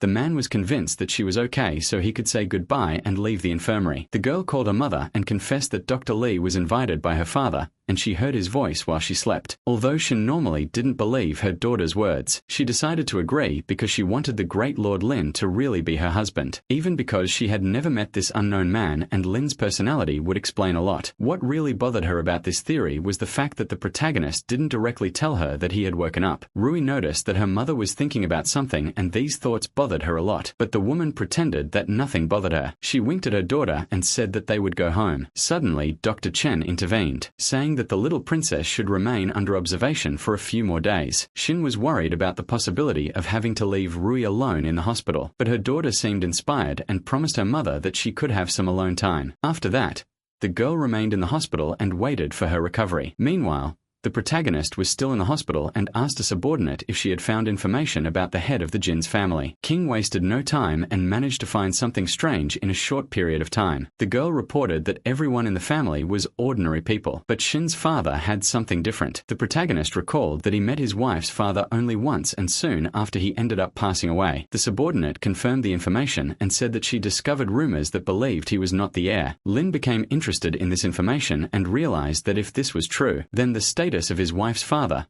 is in question. Li said that with the help of his position in society, he was able to discover that the emperor had light-haired heirs. This fact could mean that Shin's father was a descendant of the emperor, but it was impossible to know for sure. The old man admitted that he wanted to accept the princess as a disciple. Lin allowed the man to teach the girl how to control her abilities and ask him what else he needed. So, Li asked Lin to allow him to enter the Binhai celebration. He really wanted to see Lin return. Meanwhile, Shin had no choice and had to leave her daughter at the hospital, so she asked the girl to listen to Dr. Chen. Shin promised Rui that she would definitely come after work. The mother assured her that everything would be fine and then said goodbye. Suddenly, Chen receives a call from her cousin. The protagonist's wife didn't understand what more she could want if she already took the invitation. Yang ordered the girl to go to the company now. After half an hour, Shin went to the office. When he approached the finance department, he heard loud screams. Yang was inside with a cup of coffee and shouted furiously at the employees asking what they were doing there. Shin didn't want to see his cousin, but she needed to find out why they were looking for her. The girl turned to Shin and was surprised that she was asking such stupid questions. Yang said that Shin was a financial manager and was away from work with the company in crisis. Then she threw coffee at Shin, but the woman managed to dodge and remembered that she had asked for time off today. Yang didn't believe it and promised to deduct half a month's salary and added that next time she will throw it away. Shin tried to argue, but it was no use because the girl believed that her company was in crisis because of people like Shin. The blonde did not consider that the crisis was on her shoulders, and remembered that all accounts go through Yang. The cousin realized the accusation and ordered the company to get out of the crisis in 3 days, or Shin would be fired. The time was extremely short, and Shin thought that Yang was joking, but that was not the case. The cousin repeated that she would fire her if she failed. Yang was pleased with herself and believed that Shin would never deal with it. Meanwhile, Sun was sitting in the office and said that just like Liu Yu, he was also tired of waiting, but he added that Yang promised that there would be no problems with Shin this time. Liu was already anxious to know how he would gain an advantage over the girl. Sun smiled happily and was confident that this time they would succeed, but the friend couldn't relax because he remembered that this wasn't their first plan. Sun replied that he had plan B. If the first one went wrong, then Sun questioned Yang's words, which made the cousin worried, and she replied that she wouldn't tell anyone anything. Yang winked, and the men thought that the genetics of the Jen's family were not fair to her. Liu wanted to know from his friend what his plan was because he wanted to be prepared for anything. Sun said that in Shin's life there are 2 people important to her in a very small way, and the other is her husband Lin. Meanwhile, the protagonist went to his daughter's room and asked if the girl would accept to become a disciple of Dr. Li. Ri asked if the man would teach her how to heal people. The god of war looked at his daughter with adoration and wanted to say what Li would teach, but he didn't have time because Qing appeared behind him and reported Shin's problems in the company. The Jen's family was planning to confiscate the house to pay for the losses. Lin asked if anyone was behind it. The subordinate reported that several people saw Liu and Sun in the finance department. Ri was afraid for the mother, but the father convinced her that he would take care of the problems himself and that the daughter should recover. Qing waited for her master's orders and asked if she should bring these 2. The protagonist decided that they would deal with them when the time came, but for now, they would take care of Shin. Meanwhile, the wife of the god of war sat in her office for hours and couldn't think of a way out of this situation. It turns out that all the partners of the company withdrew their investments and even the bank refused a loan. The girl was very worried because there was only 1 day left to solve the problem. His thoughts were interrupted by the sound of and someone entered Shin's office without knocking. This person was Sun, and he was following his plan by going to the girl at a difficult time for her. The guy behaved relaxed and told the girl that he had come to help her nobly. Shin got up from the table and didn't plan to accept Sun's help. Then she asked him to leave. The man pressured the girl, reminding her that her family was homeless. But even that didn't convince her. The guy said that he always helps others, then said that he wouldn't bother her anymore and walked to the exit. At that moment, he said that if she wanted his help, she should go to the hotel by 9 in the morning. Shin was angry at this behavior and shouted that she would never make a deal with such an unscrupulous person. The boy didn't argue. He just said that he would wait for her tomorrow at the scheduled place. The protagonist's wife noticed that this situation was set up by her cousin and son. At that moment, we see Shin's mother going through a stack of papers. She asked why the company's things were sent to their house. The daughter had no choice and said that Yang would confiscate her house. The woman was furious with the news because problems were constantly falling on her family. But she believed that her daughter would ask that guy named Lin to help them, and that would not be a problem for her. But the protagonist's wife replied that she never even saw this man. Li has always began to blame her daughter for all the problems of the family. Shin did not want to disappoint her loved ones, and since the Wang family did not respond to her letter, the girl would have to ask Sun for help. The day of the meeting arrived and the time of scheduled meeting was approaching. The protagonist's wife arrived at the hotel and saw the right room. She entered and immediately shouted to Sun that she had come, but the man near the window was not Sun. The girl was looking at her feet and didn't notice it. Suddenly,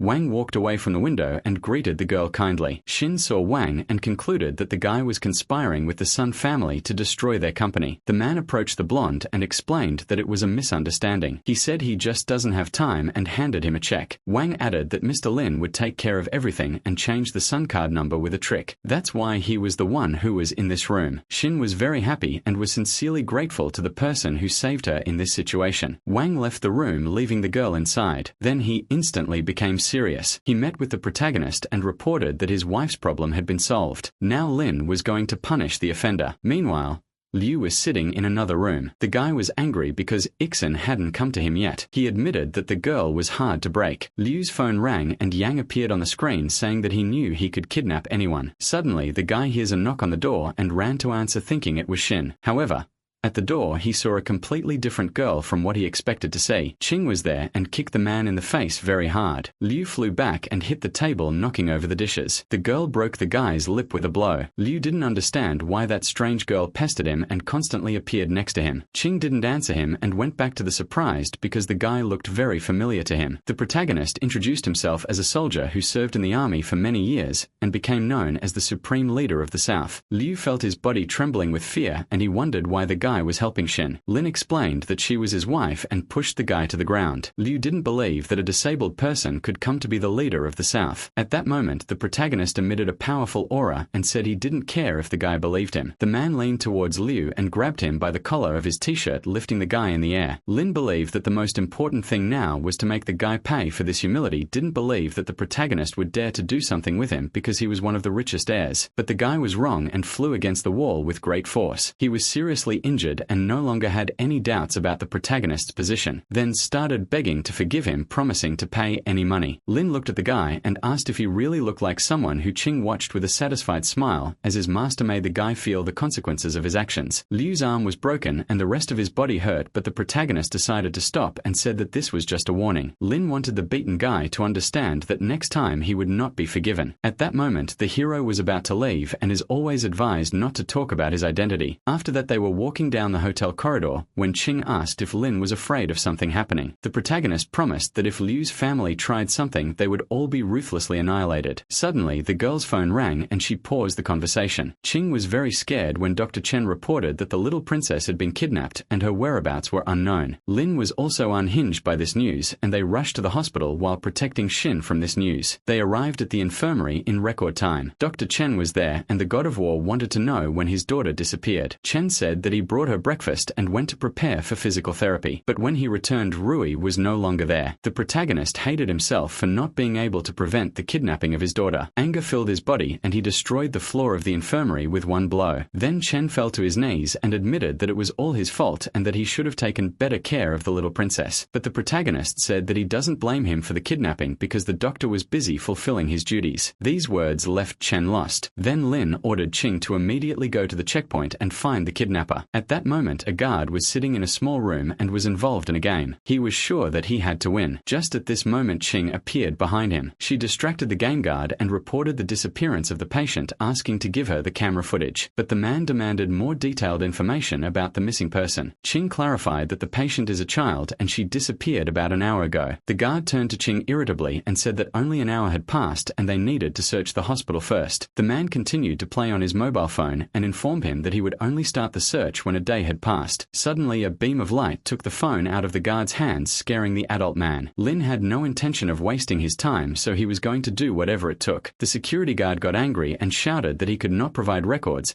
and besides, the place was forbidden for outsiders to enter. The protagonist released his frightening aura, and Ching realized that mugs would possibly roll. So she hurried to stop the master and decided to present a coupon stating that they were members of the imperial family. The guard was speechless when he saw the card that represented the imperial family and was a symbol of the supreme power. Ching strongly recommended that they hurry up and provide the recording. She saw that Lin began to calm down, and the guard went to the computer quickly. He began to look for records of the last hour, and finally found a moment when they could clearly see Ray sleeping in his room. The protagonist looked carefully at the recording and asked to enlarge the lower panel. The recording showed that a man wearing a white coat lifted the girl who was sleeping in bed and took her in a direction unknown. The guard looked at the silhouette of the kidnapper and realized that he looked somehow familiar to him. Lin heard this, and the man reported that this man looked like a hospital intern named Zhao Gang. Ching noticed that he had not seen this guy yet. The guard replied that Zhao was not very popular in the institution and entered here through contacts. He added that 2 days ago,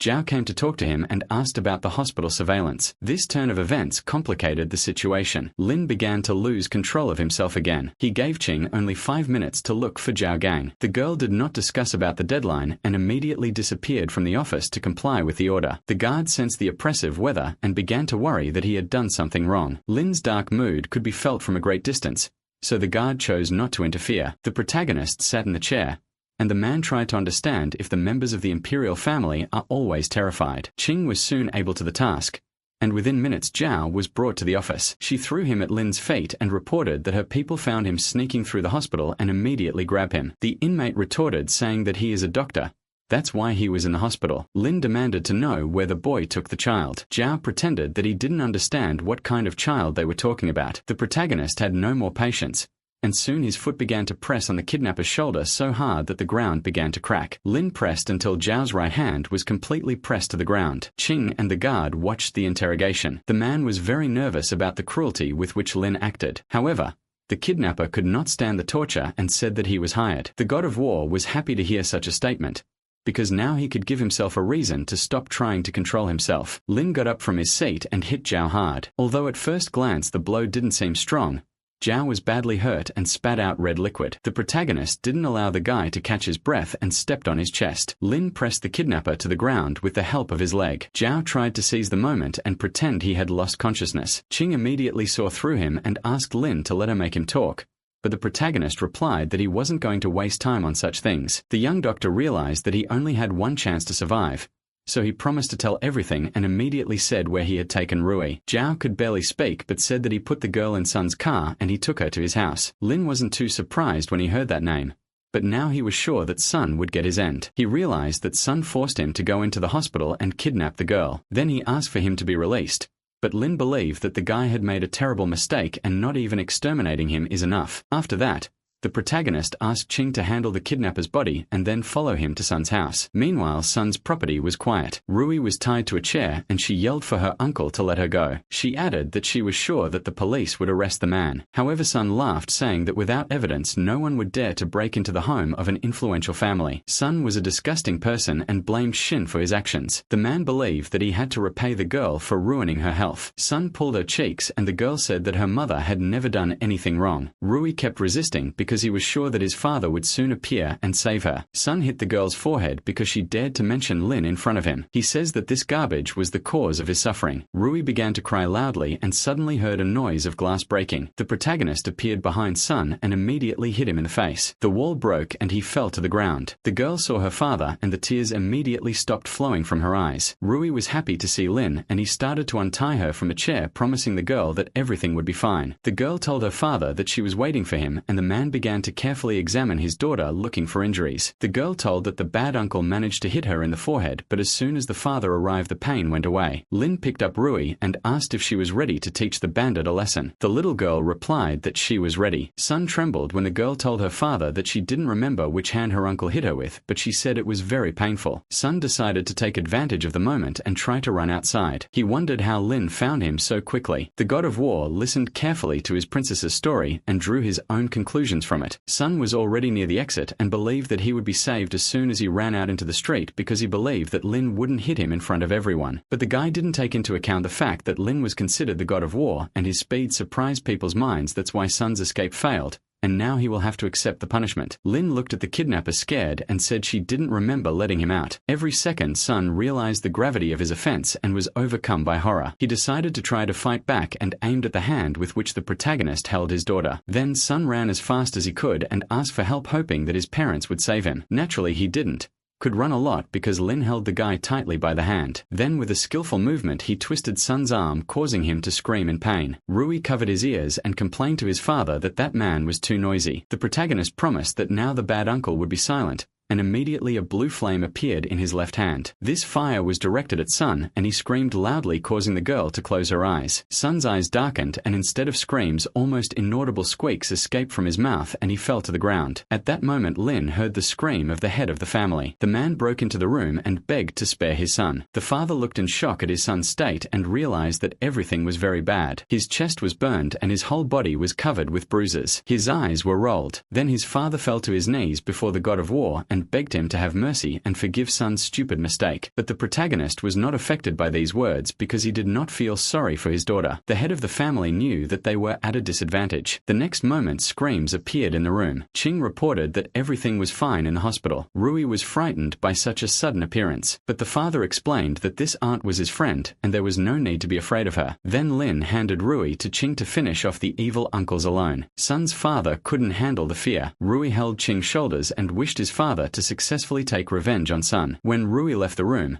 the protagonist could show all his power. Eli remembered that he had shown kindness once before. The head of the family tried to take the god of war, reminded the man that he had no right to impose conditions. At this moment, Sun was trying to crawl backwards, but this time his pleas were useless and Lin finished off the guy with one blow. The father couldn't do anything and had to see his own son going base. It all ended when Lin said it was too late to beg for mercy and that he doesn't give anyone second chances. He took advantage of the speed and approached Sun's father, who was still in shock. The hero took the man's head and said that it was better for his family to get out of town inside one day because if they will be beheaded. The father understood that if he didn't want to go to the next world, he would have to agree with Lin and leave the city. After all these events on Lee's property, his father broke into the room and was furious, wanting to find out who dared to hit his son. The father promised to tear the culprit to pieces. Lee wanted to complain to his father as always, but suddenly remembered that if he dared to reveal Lin's identity, the man would destroy him. So for the sake of the family's well-being, the guy had to shut up. He became apathetic and admitted that he didn't know what to say. The head of the family also got angry with his son and slapped him hard in the face, saying that Lee should remember that they owned the city. Lee wondered if the Jen's family had more power and decided to keep Lin's identity a secret for now. The father considered his son weak,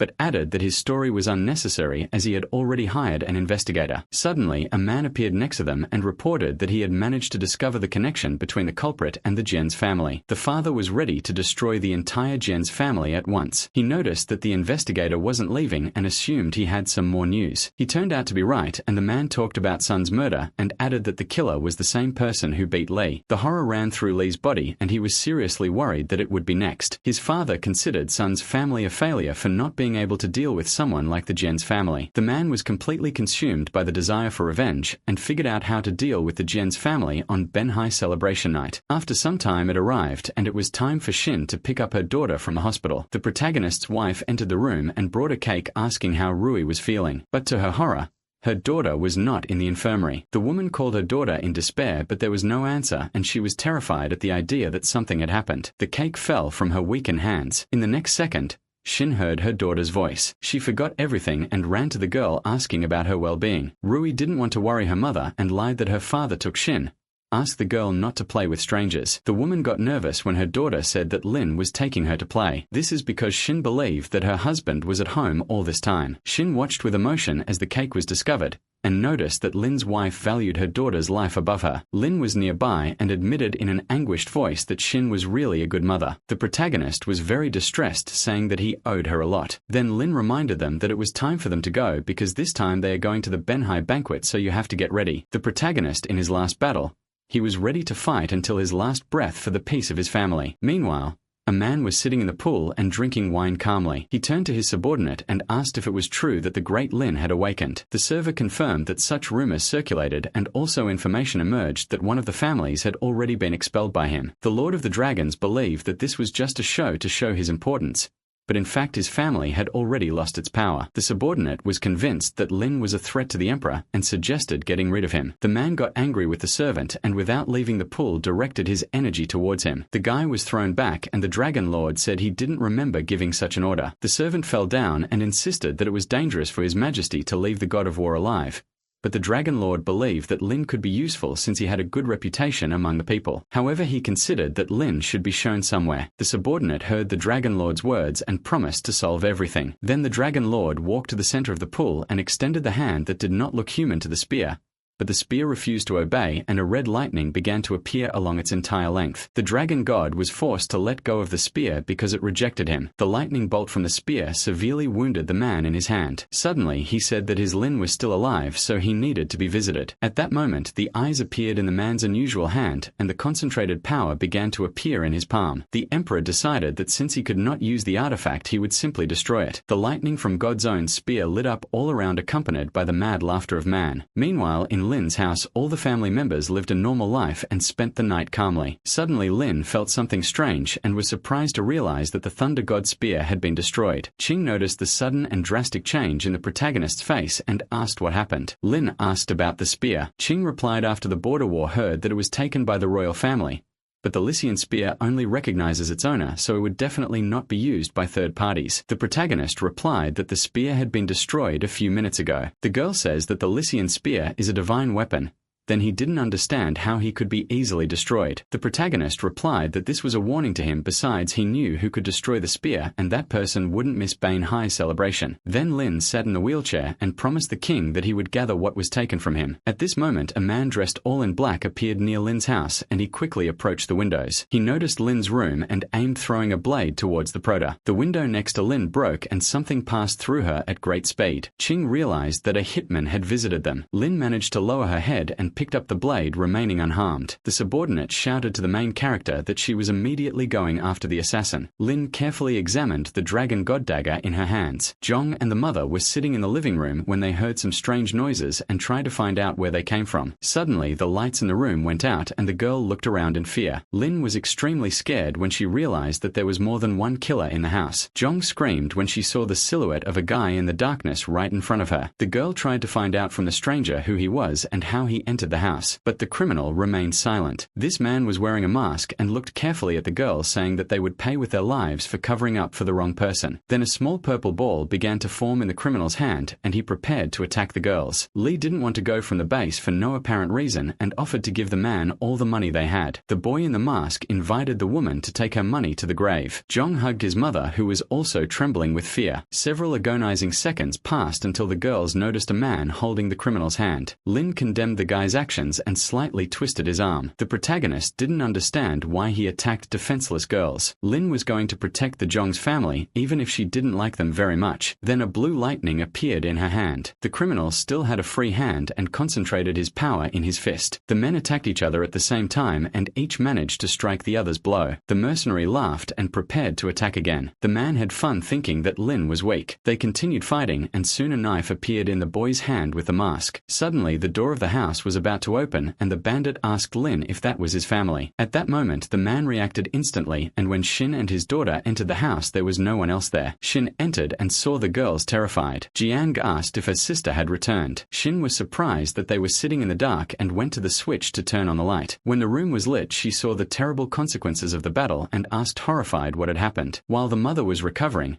Jiang said that they were attacked by a guy, but someone managed to save them. Jiang added that the savior looked like that Mr. Lin who showed up on Aksan's birthday. Ray started running into the house and shouting that his father saved the family. Grandmother was disgusted to see this because she considered the protagonist to be trash. Meanwhile, the hero dealt with the criminal and now returned to look at the golden dagger. Ching appeared at the window and regrettably reported that she had failed the task and the bandit managed to escape. Lin said that this is not important now and asked her to look at the dagger in her hands. Then the subordinate recognized the dagger that the Dragon Lord awarded his servants. In addition, she added that Binhai's celebration was moved to night, which confirmed her hunches. Lin asked Ching to go to Wang and say that he must fetch Aksan to ensure his safety. The protagonist understood that they were planning to try something against him at Binhai's celebration, after which Ching said goodbye and left. At that moment, the bedroom door opened with a roar and the happy daughter ran to the hero. She was sure that it was her father who saved her aunt and grandmother, so her father told her praised her for her intelligence. Lin took the girl in her arms and asked how she would react if her father wasn't exactly a hero. Rui smiled at his father and admitted that as long as he protects her and her mother, then he will always be a hero. At that moment, Aksan entered the room and then asked his daughter not to bother her father. She took Rui in her arms and agreed that they would let her father rest a little longer. Aksan really wanted Lin to wake up. Suddenly, she heard the cell phone ringing and answered. Lin's wife heard Wang's voice and asked what happened. The man replied that the celebration was brought forward and someone would pick her up tomorrow, but Aksan that she no longer had an invitation. However, Wang assured that the invitation is just a piece of cardboard and she is a respected guest. The girl replied that she was happy with the news and also apologized for the inconvenience. Then Aksan stroked Rui's head and asked her to take care of Daddy tomorrow night. The daughter was happy to stay with her father and admitted that she was not afraid of anything by his side. After a day, the night of Binhai's celebration finally came. The huge territory was lavishly decorated. Lin didn't understand why Aksan looked so upset at this important event. In fact, Aksan was worried about her family, especially after her house was attacked. But the mother rudely replied that her two scum was good for nothing,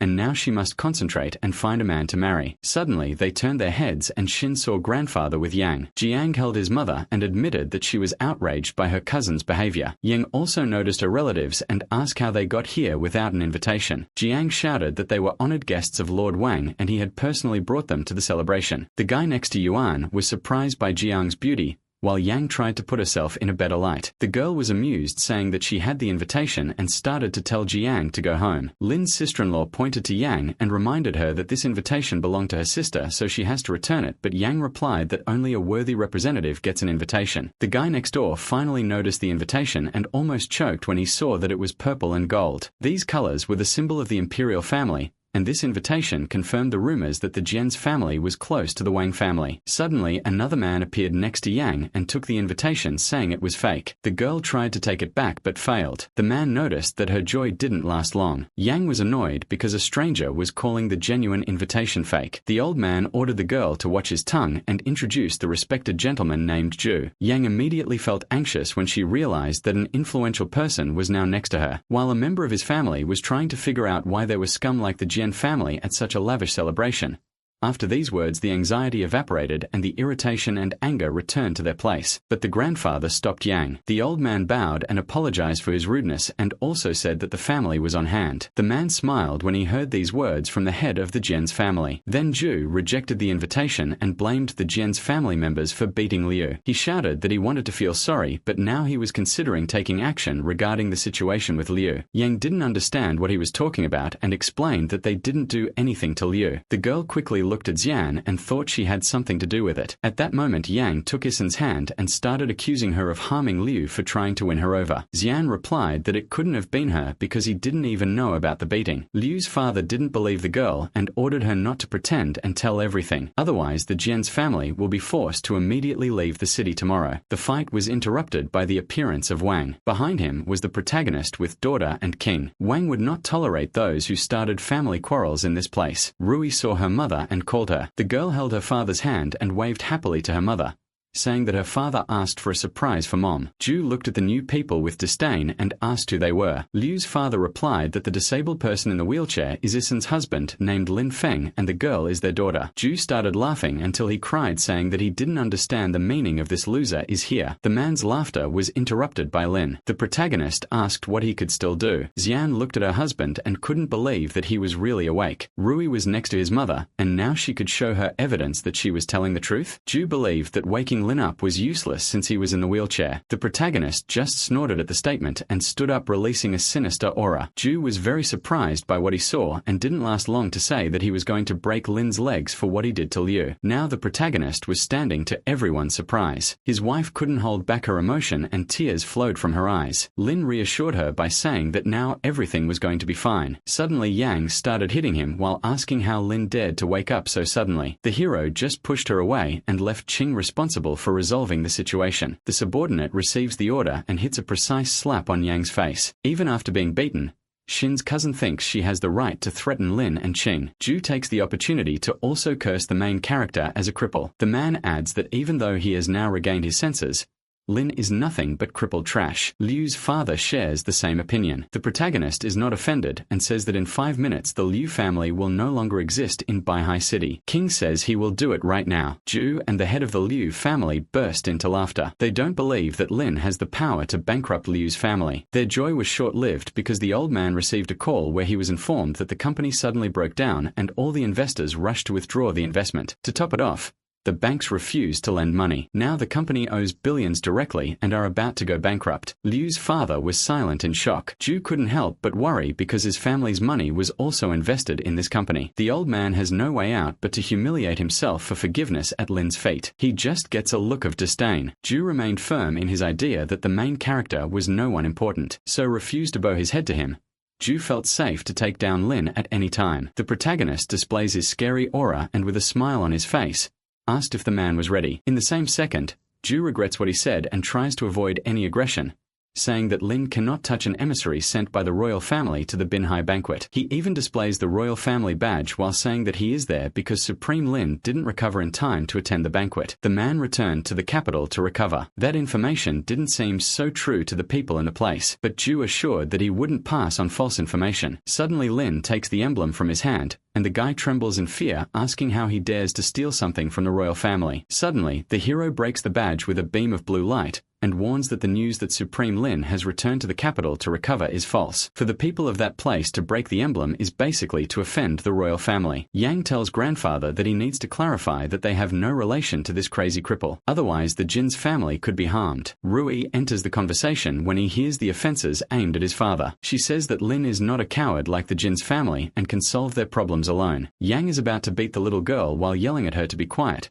but Lin pulls the woman away from her daughter with the power she has in her hands. He reminds Yang that she can't insult the supreme daughter. Shin's cousin falls to the ground after another slap in the face, and she keeps saying that the protagonist is just trash, but soon realizes that he called himself Supreme Lin. Ju is curious to know if Lin is the supreme of the Southern Territory. At that moment, Ching returns to his master and hands over the army uniform. The main character wears the outfit in a few seconds and admits that he is the supreme of the Southern Territory, but she can also call him Lin Feng. Shin is surprised and asks if her husband really was that man who helped her all this time. The protagonist answers affirmatively with a smile on his face. Yang does not believe that he lost such a powerful man to his cousin. The people in the place also did not imagine finding the supreme. Old Li joins the commotion while cursing everyone as idiots for not noticing the medal on Lin's uniform. The guests are shocked by the appearance of the royal family's doctor in this place. Li kneels before the protagonist while saying he will follow him until the end of his life.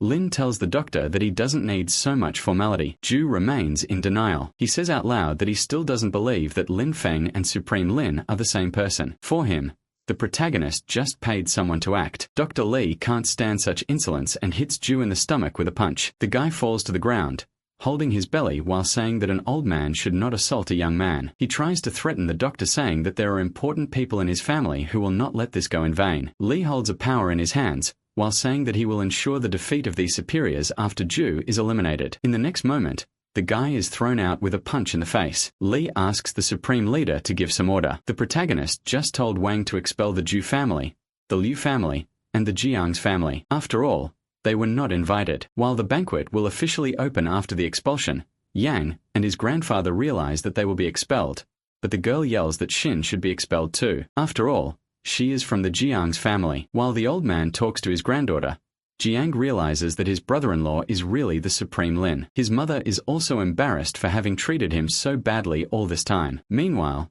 the nobles toast with their glasses, celebrating the return of the Supreme. They were finally able to see the hero with their own eyes. On the other hand, the Jiang's family was kicked out of the banquet venue. Yang keeps complaining while his grandfather says that it makes sense because Lin was a very famous general before she got in that wheelchair. The girl is sure that the protagonist is pretending to be the supreme. She vows to seduce Lin because she is sure that Shin is not a woman worthy of marrying this man. Meanwhile, in the capital, the young emperor, known as the Lord of Dragons, received alarming news. Ju had been defeated by Qin, and Lin had not only expelled him from the banquet, but also destroyed the emblem of the royal family. The emperor's eyes burned with rage as he assumed Qin was severing all ties with the royal family to side with Lin. He ordered his subordinate to handle the matter immediately. Trembling, the servant stuttered that he couldn't even get close to them. The Lord of Dragons roared in anger, unleashing a beam of purple light that trapped the terrified servant. His voice thundered as he declared that the Ju family must be allowed to destroy the Gen family, and that they were authorized to use the #1 weapon against Lin if necessary. The servant, barely breathing, agreed to carry out the order. The emperor sneered, saying he might have spared such a useless thing if it had remained crippled, but now he intended to crush it completely. Later, as the banquet came to an end, Lin returned home with his wife and daughter. Shin's mother whispered to the youngest daughter that today had been a day of great harvest. Meanwhile, Rei noticed her mother's sadness despite the celebrations and quietly told her father about it. As everyone entered the house, Li proudly showed Jiang the jewelry she had received from one of the nobles, gifts given after they learned she was the mother-in-law of the Supreme. Everyone gasped at the sight of the treasures, and both women screamed with delight, shouting that they were now rich. Amid the excitement, Shin calmly said that she and Lin had something important to share. The women, still dazzled by the jewelry, barely paid attention. Shin asked Rei to go to her room because they needed to have an adult conversation. She promised to come upstairs later to put her to sleep, and Lin also promised he would be there. Obediently, the little girl went upstairs. Now all eyes were on Lin. Someone asked when he had woken up. Lin replied that it happened suddenly after seeing his daughter being bullied. Out of nowhere, Shin slapped him across the face. Through tears, she cursed him, saying he could have told her sooner. So much pain could have been avoided. Lin caught her hand gently and said he woke up, but avoided revealing it because he thought she might choose that other man. Shin turned her face away, letting go of his hands. She confessed bitterly that she had no other choice if she wanted to keep their daughter safe and well raised. At that moment, Lin wrapped his arms around her, whispering that she and Ray were the only people he had. From this day forward, no one would ever dare to harm them again. Softened by his words, Shin hugged him back. Lin finally felt calm enough to focus on what lay ahead. He needed to unlock the royal bloodline and locate the three great generals, the White Tiger, Red Bird, and Zhuan, who were now part of his plan. The next morning, the family sat together for breakfast. Jiang casually read the news, asking if her brother-in-law was truly the Supreme Lin, since his image was all over the internet, with people talking about the return of the powerful general. Lin simply replied that she should believe whatever she wanted. Trying to win him over, Jiang claimed she had taken care of him all this time. Lin thanked her for the supposed care, even though he knew she was lying. Suddenly, the front door burst open. Shin's mother stormed in, holding an envelope in her hands. With Jiang right behind her, the old woman accused Lin of pretending to be the Supreme while putting the Jiang family at risk of losing everything. Calmly, Shin asked what she was talking about. The woman threw the envelope on the table and told her to see for herself. Shin opened it while Jiang smirked, revealing that she had investigated him and discovered he was not who he claimed to be. The letter stated that the protagonist came from Nilio village in the Quanhai district of Binhai City, describing him as an unemployed man. Shin was shocked, but she refused to accuse her husband of fraud. Lin looked at Jiang and coldly told her to speak up and say what she really came for. Shin's cousin arrogantly announced that she brought the information requested by their grandfather. From today, they were all expelled from the Jiang family, and Shin was no longer employed by the company. She added that by the grandfather's order, they must leave the house immediately. Lin looked at his daughter and asked softly if she wanted to live in a house facing her mother. Ray answered yes, though her voice trembled with apprehension. Shin, still worried after losing her job, couldn't hide her fear about their future, but her husband reassured her, saying she had nothing to worry about. Meanwhile, Lee silently cursed both her daughter and Lin, calling them two losers. Lin, however, ignored the negativity, focusing only on protecting his wife and daughter. He called Qing, instructing her to come pick them up and take them to the Bishu Lake area. Hearing this, Yang laughed mockingly, saying that Bishu Lake was a place only millionaires could afford, and accusing him of lying again about being supreme. The protagonist calmly told his wife to follow him, and she obeyed without hesitation. Yang, still sneering, asked if he planned to live on the streets with Shin and Ray. As they prepared to leave, Lin remembered how the current house had once been a wedding gift to him and his wife, but he now insisted on leaving it behind. At that moment, Qing arrived. Jiang immediately recognized the subordinate and started piecing together her brother-in-law's true identity. Realization hit her. Lin really was the Supreme. Determined to stay close to power, she tried to leave with them, pulling her mother's arm. But Li, convinced Lin was a fraud, refused to go. Yang, annoyed that no one was taking her seriously, grumbled as they departed. Sometime later, the protagonist arrived at their new property. Ray's eyes sparkled with excitement as she explored the place. Lin instructed Qing to ensure his daughter's safety, and she obeyed, leading Ray to see every corner of their new home. Noticing Shin's somber expression, Lin asked if something was wrong. She admitted she was afraid all of this was just a dream. Lin gently held her face, assuring her it was reality and that they would be happy as a family again. Even without fully regaining his strength, he promised to protect her. He added with conviction that no one would ever bully her again. Still, Shin looked unconvinced. Wanting to make her smile,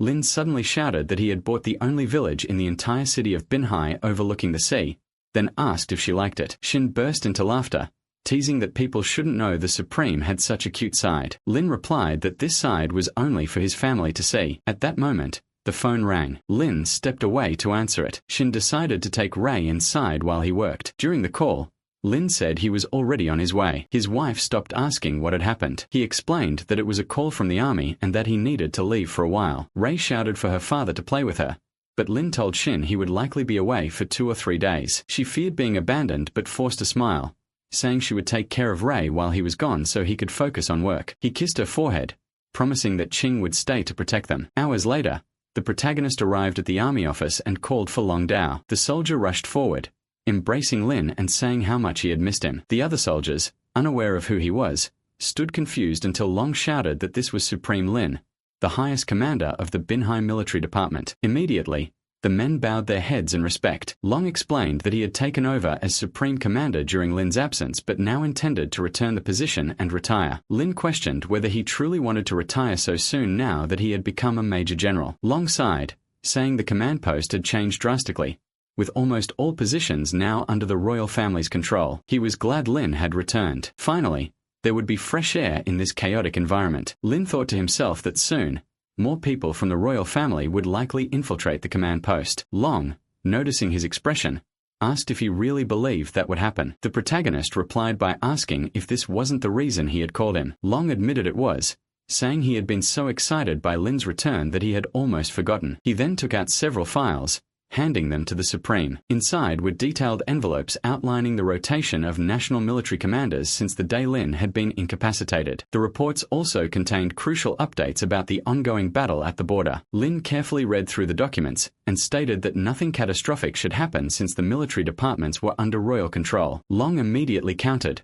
saying that this was precisely the issue. These royals were so used to being respected that they had no clue how to lead an army. While the southern regions were safe, 10 cities in the northwest were being bombed and they had no further details. News was being blocked, and no word had come from their messenger. Lin asked if the White Tiger was in the northwest and had lost the 10 cities. Long confirmed, explaining that it had been 5 months since they received the last letter from the messenger. The protagonist opened the secret message left by the White Tiger. The spy reported that the northwest had fallen, the royal family was involved, and he doubted he could survive until the supreme leader's awakening. His final request was for no one to mourn him if he didn't make it through the battle. Rage boiled within Lin at the thought of losing his messenger. Long reminded him that the superior of the military department was the Dragon Lord, which made it strange for the entire royal family to claim control. Lin admitted he had doubts, and revealed that he had sent someone to investigate the capital. In his mind, he concluded that Shen Yang was willing to sacrifice the entire country for his own gain. 2 days passed. The scene shifted to the Gen Company. Shen's grandfather sat deep in thought, unsure if firing his granddaughter had been the right decision. Yang, focused on applying lipstick, reassured him by saying Lin was a fraud, and Shen was useless. But the old man hesitated. Since her departure, every business partner had withdrawn their capital, leaving the Gen family with nothing. Playing the innocent, Yang claimed everything would turn out fine. The old man slammed his hand on the table, furious, shouting that nothing would be fine. All the partners had abandoned them to join Lin. Yang, desperate, blamed everything on her cousin, saying none of this would have happened if the finance department hadn't been under Shen's control. Taking a deep breath, the grandfather told her to hurry. They were going to meet the old man. This patriarch, before his death, had left behind a letter to be opened only in a time of absolute desperation. The grandfather believed the letter might hold the key to saving the family. Later that day, the protagonist returned home. He turned on the lights, accidentally waking his wife who had fallen asleep on the couch. Shen stirred and asked softly if he was back. Lin covered her with his coat, asking why she hadn't gone to bed. She replied that she had been waiting for him. Feeling relieved to see him safe, she decided to head to the room, advising him to get some rest as well. From the window, Ching appeared. Lin asked if she had any reports. She delivered 3 critical updates. First, since Shen's departure from the company, all major partners had cut ties with the Gen family, causing losses so severe that the company was on the brink of bankruptcy. Second, the Dragon Master was under house arrest. He was unharmed, but his power had been transferred to one of his former unknown rivals. Third, news of the White Tiger's messenger. 5 months ago, he was last seen at the northwest frontier in a place called the Masterless Kingdom. Lin's expression hardened. He recognized the name. Ching added that the place was now in ruins. Lin nodded, saying that was all he needed to know. The information confirmed to him that a world of internal and external chaos was approaching. The next morning, the hero prepared a lavish breakfast, waking his family with the delicious aroma. Jiang, still half asleep,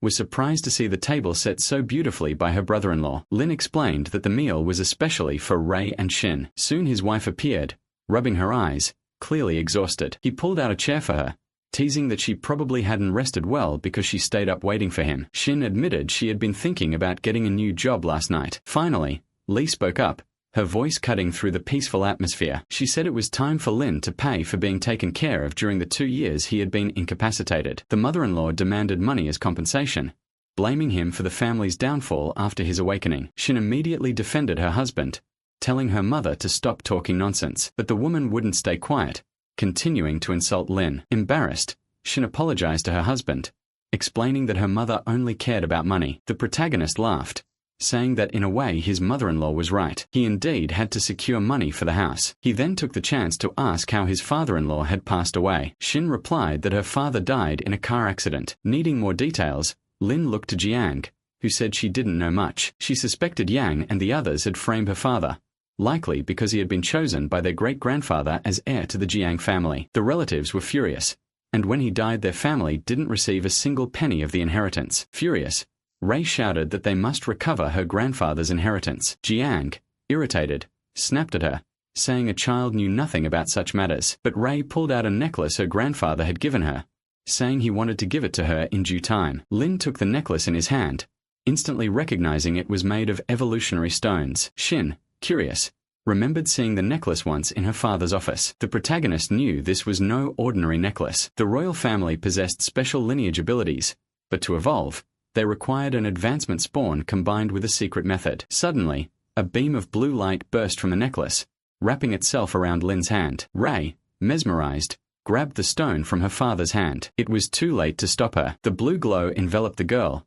and both parents screamed in fright. The light entered her stomach and vanished. The girl collapsed but quickly stood up, saying she felt something enter her belly. Shin panicked, asking what happened. Lin explained that the evolution stone had been activated by him but had chosen Ray on its own. Now it was likely that her bloodline skill had awakened. There was no other choice. He had to call Dr. Lee. The doctor answered quickly, worried something had happened. But before Lin could explain, the phone slipped from his hand and began floating. Cutlery around the room also levitated, as if affected by electromagnetic forces. This was all because of Ray's newly awakened power. While chaos unfolded in the protagonist house, Jiang was relaxing quietly on the beach. Her peace was broken by screams from the residents. Lin rushed out, carrying his daughter in his arms. Shin also ran out, warning her sister it was dangerous to stay. Jiang tried to understand what was happening, but her sister left her behind. A huge shadow suddenly covered the sun. Looking up, Jiang froze. An enormous wave was towering over them. The wave crashed down,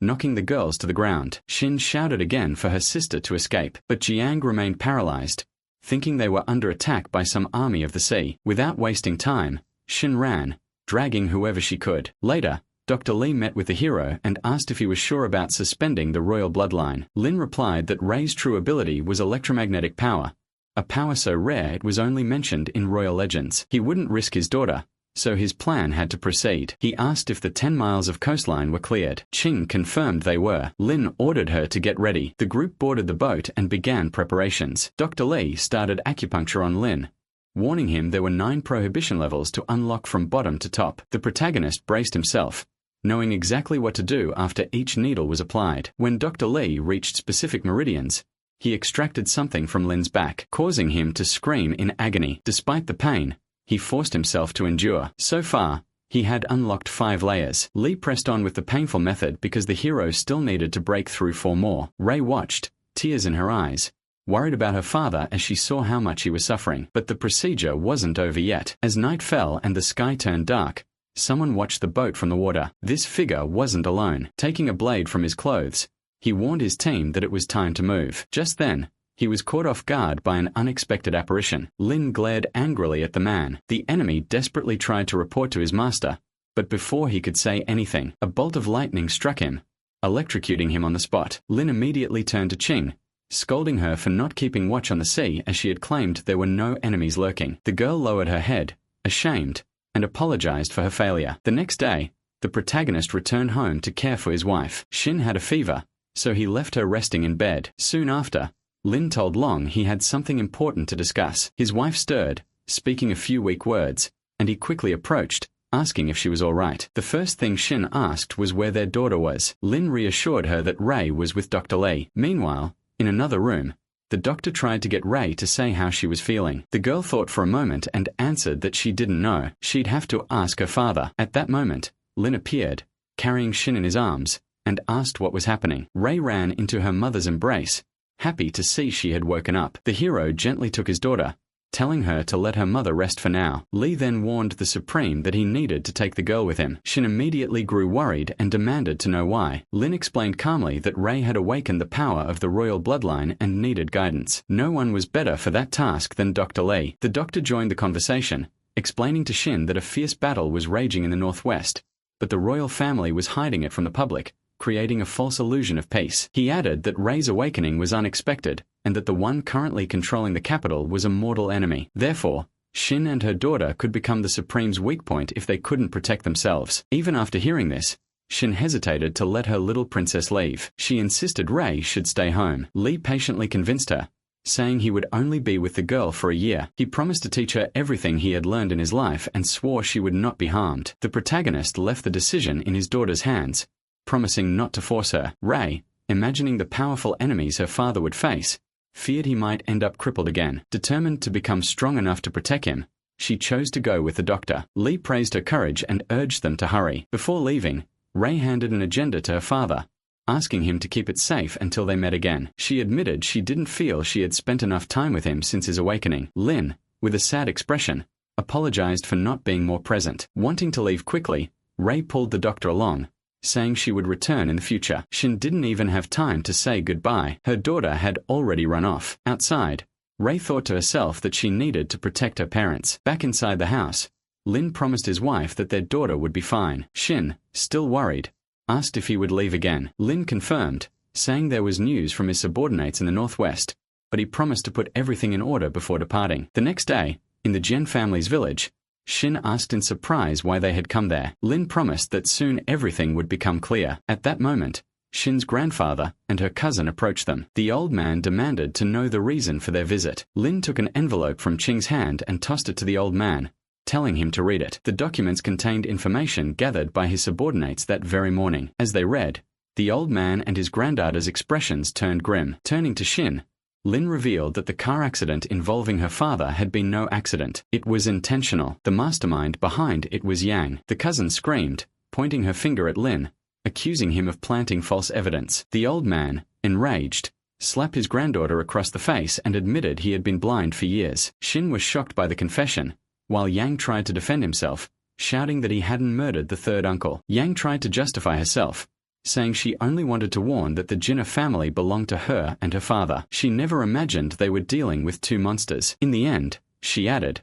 their uncle had just been unlucky. Those monsters tore him apart, so it wasn't her fault. The protagonist understood the hidden meaning in her words and suspected there were other people behind the so-called accident. However, Shin, confused by the subliminal message, shouted at her cousin to explain everything clearly. Suddenly, a voice echoed from the shadows, saying to its master that Lin had noticed them. The protagonist laughed coldly, remarking that the Jin family might seem to have gained weight, but they were hiding rats within their walls. At lightning speed, Qing dashed toward the source of the voice, so fast no human eye could follow. The old man begged Lin not to harm the Jin family just because he was displeased. The protagonist calmly replied that he only wanted to know which rats were lurking nearby. Moments later, Qing burst into a hidden room and tackled a blue-haired man. The intruder laughed, saying his mission was already accomplished and she would never be able to hold him. He tried to escape, but a fierce fight erupted. Despite his efforts, Qing neutralized him and dragged him back to the main hall, throwing him at her master's feet. Realizing there was no way out,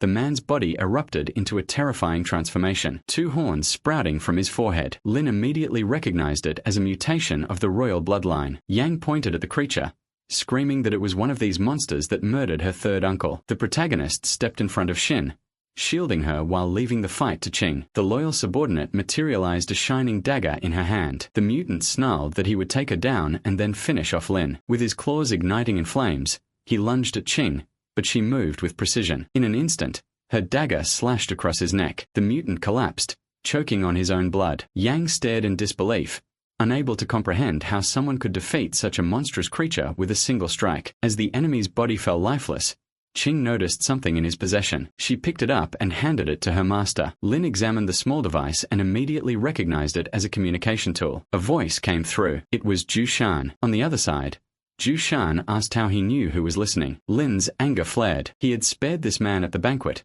but now his patience had reached its limit. The old man of the Jian family paled, fearing that the protagonist would confront Zhu, whose family was highly influential. He begged Lin to remember that he had once been saved by the old master. Lin replied coldly that when Master Jiang saved his life, he had promised to protect the Jian family for 30 years. But that promise was broken the moment they insulted his wife. The bearded old man tried to argue, saying that one day Isin would inherit the family so he should reconsider. Yang, furious, yelled at her grandfather that this family belonged to her and her father. Ignoring the chaos, Lin asked his wife to make a decision. Without hesitation, Shin said she didn't want to go back. The grandfather was shocked by her words. After everything, she had no desire to live with these people, especially after being expelled from the family. Respecting her decision, the protagonist took her by the hand and led her out of the house. While the old man shouted for her to wait, Lin stated firmly that this wouldn't be unfair to Master Jiang. He would personally deal with the Zhu family. From that moment on, there was no longer any debt between him and the Jian family. Outside, the old man and Yang fumed at the way the situation had ended. Their faces twisted in anger. Walking away, Lin told his wife he would be gone for 2 days to resolve an issue in the capital, leaving Qing in charge of protecting her. Isen felt she was giving her husband too much work, but the subordinate reassured her that he only needed to take care of a matter in the capital. Curious, Shen asked who this person in the capital was, the one Lin had been mentioning. Qing answered that it was Shen Yang, the most powerful member of the royal family in the capital. Shen had never heard that name, yet just hearing it gave her a deeply unsettling feeling. Qing advised Shen to get in the car and head home while Lin dealt with the rest. A few hours later at the Zhu family estate, the family patriarch discussed the investigation. He complained there was still no news regarding Lin or the Jian family. A man wearing a green hat replied that the young emperor was growing impatient. While the Zhu family still had support today, they would be abandoned if they proved useless. The head of the Zhu family nodded,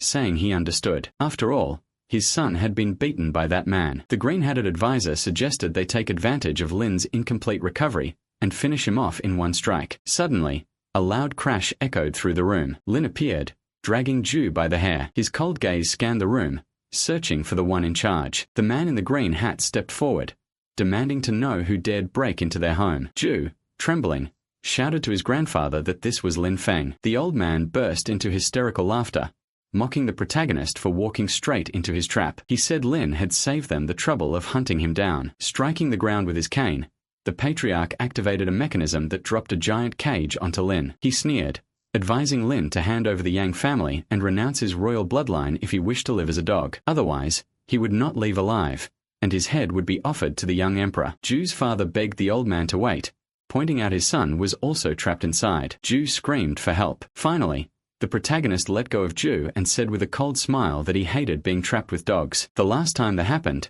his enemy ended up dead. Zhu screamed again, calling for his father. The grandfather warned Lin he would be eliminated if he continued his defiance, revealing he didn't care about his grandson. Pressing a button on his cane, he unleashed lightning into the cage. Zhu was electrocuted, his screams filling the room, while Lin stood unharmed, unaffected by the attack. Zhu's father cried out for the old man to stop, but the patriarch replied coldly that losing his grandson was acceptable. They would be rewarded by the young master once Lin was dead. Mocking, the protagonist asked if Shen Yang had already become a young emperor. He found it strange that the Zhu family's loyalty ran so deep, when Shen Yang hadn't even warned them these tricks were useless against him. Suddenly, Lin gripped the bars and ripped the cage apart with his bare hands. The old man stumbled back, shouting that he had never seen such strength. Calling for reinforcements, he summoned dozens of soldiers. Now feeling secure with numbers, he ordered them to destroy Lin. Bullets flew at the protagonist, but they bounced harmlessly off his shield. He retaliated, dashing forward and taking down the snipers barehanded. A second wave launched specialized arrows, but Lin caught one midair with his fingers. The old man revealed these were special armor-piercing rounds, a weapon designed specifically to counter the royal family, now repurposed to serve the young emperor's will. The soldiers intensified their assault, sending more ammunition while setting off the gasoline behind Lin. A massive explosion consumed the area. Convinced of victory, the old man declared that even if his mansion was gone, the threat had been eliminated. His joy was short-lived. Out of the flames, Lin emerged unscathed, moving like a phantom. With a swift strike, he slashed the old man's head with his blade. The patriarch collapsed lifeless to the ground. The only survivor was Zhou's father. Desperate, he screamed for the #1 weapon to appear. 2 monstrous figures entered the room. The boss reminded them that Master Shen had ordered the extermination of the Jian family, and if they failed, they too would be eliminated. Lin immediately recognized them as mutants who had absorbed fragments of the royal bloodline. They attacked in unison, overwhelming with sheer numbers. But Lin was faster. He delivered a devastating punch to the face of the blue-skinned monster, sending it crashing into the wall. The red demon tried a sneak attack but was blocked and thrown aside like a rag doll. Their mutation enhanced their physical abilities and appearance, but it still wasn't enough to match the Supreme. Though curious about what made these mutants special, Lin had no time to waste. Pulling a firearm from his suitcase, he unleashed precise shots tearing through their defenses. Finally, the protagonist detonated an explosive, engulfing the entire room in flames and ending the fight with a powerful blast. Meanwhile, Zhou's father rushed to the office and tried to report to the young emperor. Shen Yang appeared on the big screen and asked what happened. The man nervously informed him that Lin went directly to the Zhou family, and that the #1 weapon was used to deal with him. The Dragon Lord demanded to speak to the old man of the family. The boss couldn't admit that his father had passed away during the duel with the Supreme, so he lied, saying the old man was still fighting. Shen told him to stop lying because his face revealed despair. At that moment, a hand pierced through the man's shoulder and lightning consumed his body. The protagonist had finally found Shen. The Dragon Lord laughed, saying it was expected of the Supreme to dare to go to the Zhou family alone and even finish off their weapons. Lin admitted that the special armor-piercing bullets could indeed hurt the royal bloodline, but mocked Shen, pointing out that he had forgotten the weapon and the containment method must be used together to work. Shen cursed the Zhou family in his mind, calling them dumb. Lin tapped his own head and mockingly said that Shen needed intelligence to keep up with him. The Dragon Lord calmly replied that the royal family was under his control, and that the only reason Lin was still alive was because he had some reputation among the people. He added that he could give him the opportunity to obey and witness the true supreme act. The protagonist replied that Shen had murdered many members of the royal family to achieve his own glory, calling it ridiculous. Shen said Lin was too naive, claiming it was necessary to achieve power. Suddenly a countdown caught the hero's attention. It was a self-destruct bomb left by the Zhou family. Shen kept saying that his supreme artifact was destroyed, and it was naive to think he would win this fight. At that moment, an explosion consumed the entire mansion. Meanwhile, at the protagonist's house, Shen woke up desperate after having a bad feeling. She tried to call her husband to make sure he was okay, but the number was unavailable. Qing entered the room after hearing a strange movement and asked if something happened. Shen said she was worried about Lin because she had a nightmare. The subordinate assured her that everything was fine with the master, but offered to use the emergency contact channel if she insisted on talking to the Supreme. Shen understood that she might distract her husband if he was dealing with something important, so she gave up on contacting him and told Qing to go rest. The subordinate agreed, saying to call her if needed. Shen went back to bed, saying she was sure Lin would be okay. The next day, Shen was taken to the hospital in Banhai Center after feeling sick the night before. The antagonist went to see her and asked the doctor what happened. The doctor said she was fine after some tests and that it was probably just tiredness, so she would return to normal after some rest. Lin looked at the doctor and asked if there was anything else. The doctor confessed he found something strange. He had done a complete examination and found an abnormal discharge in her brain while she was sleeping. He handed the report to Lin,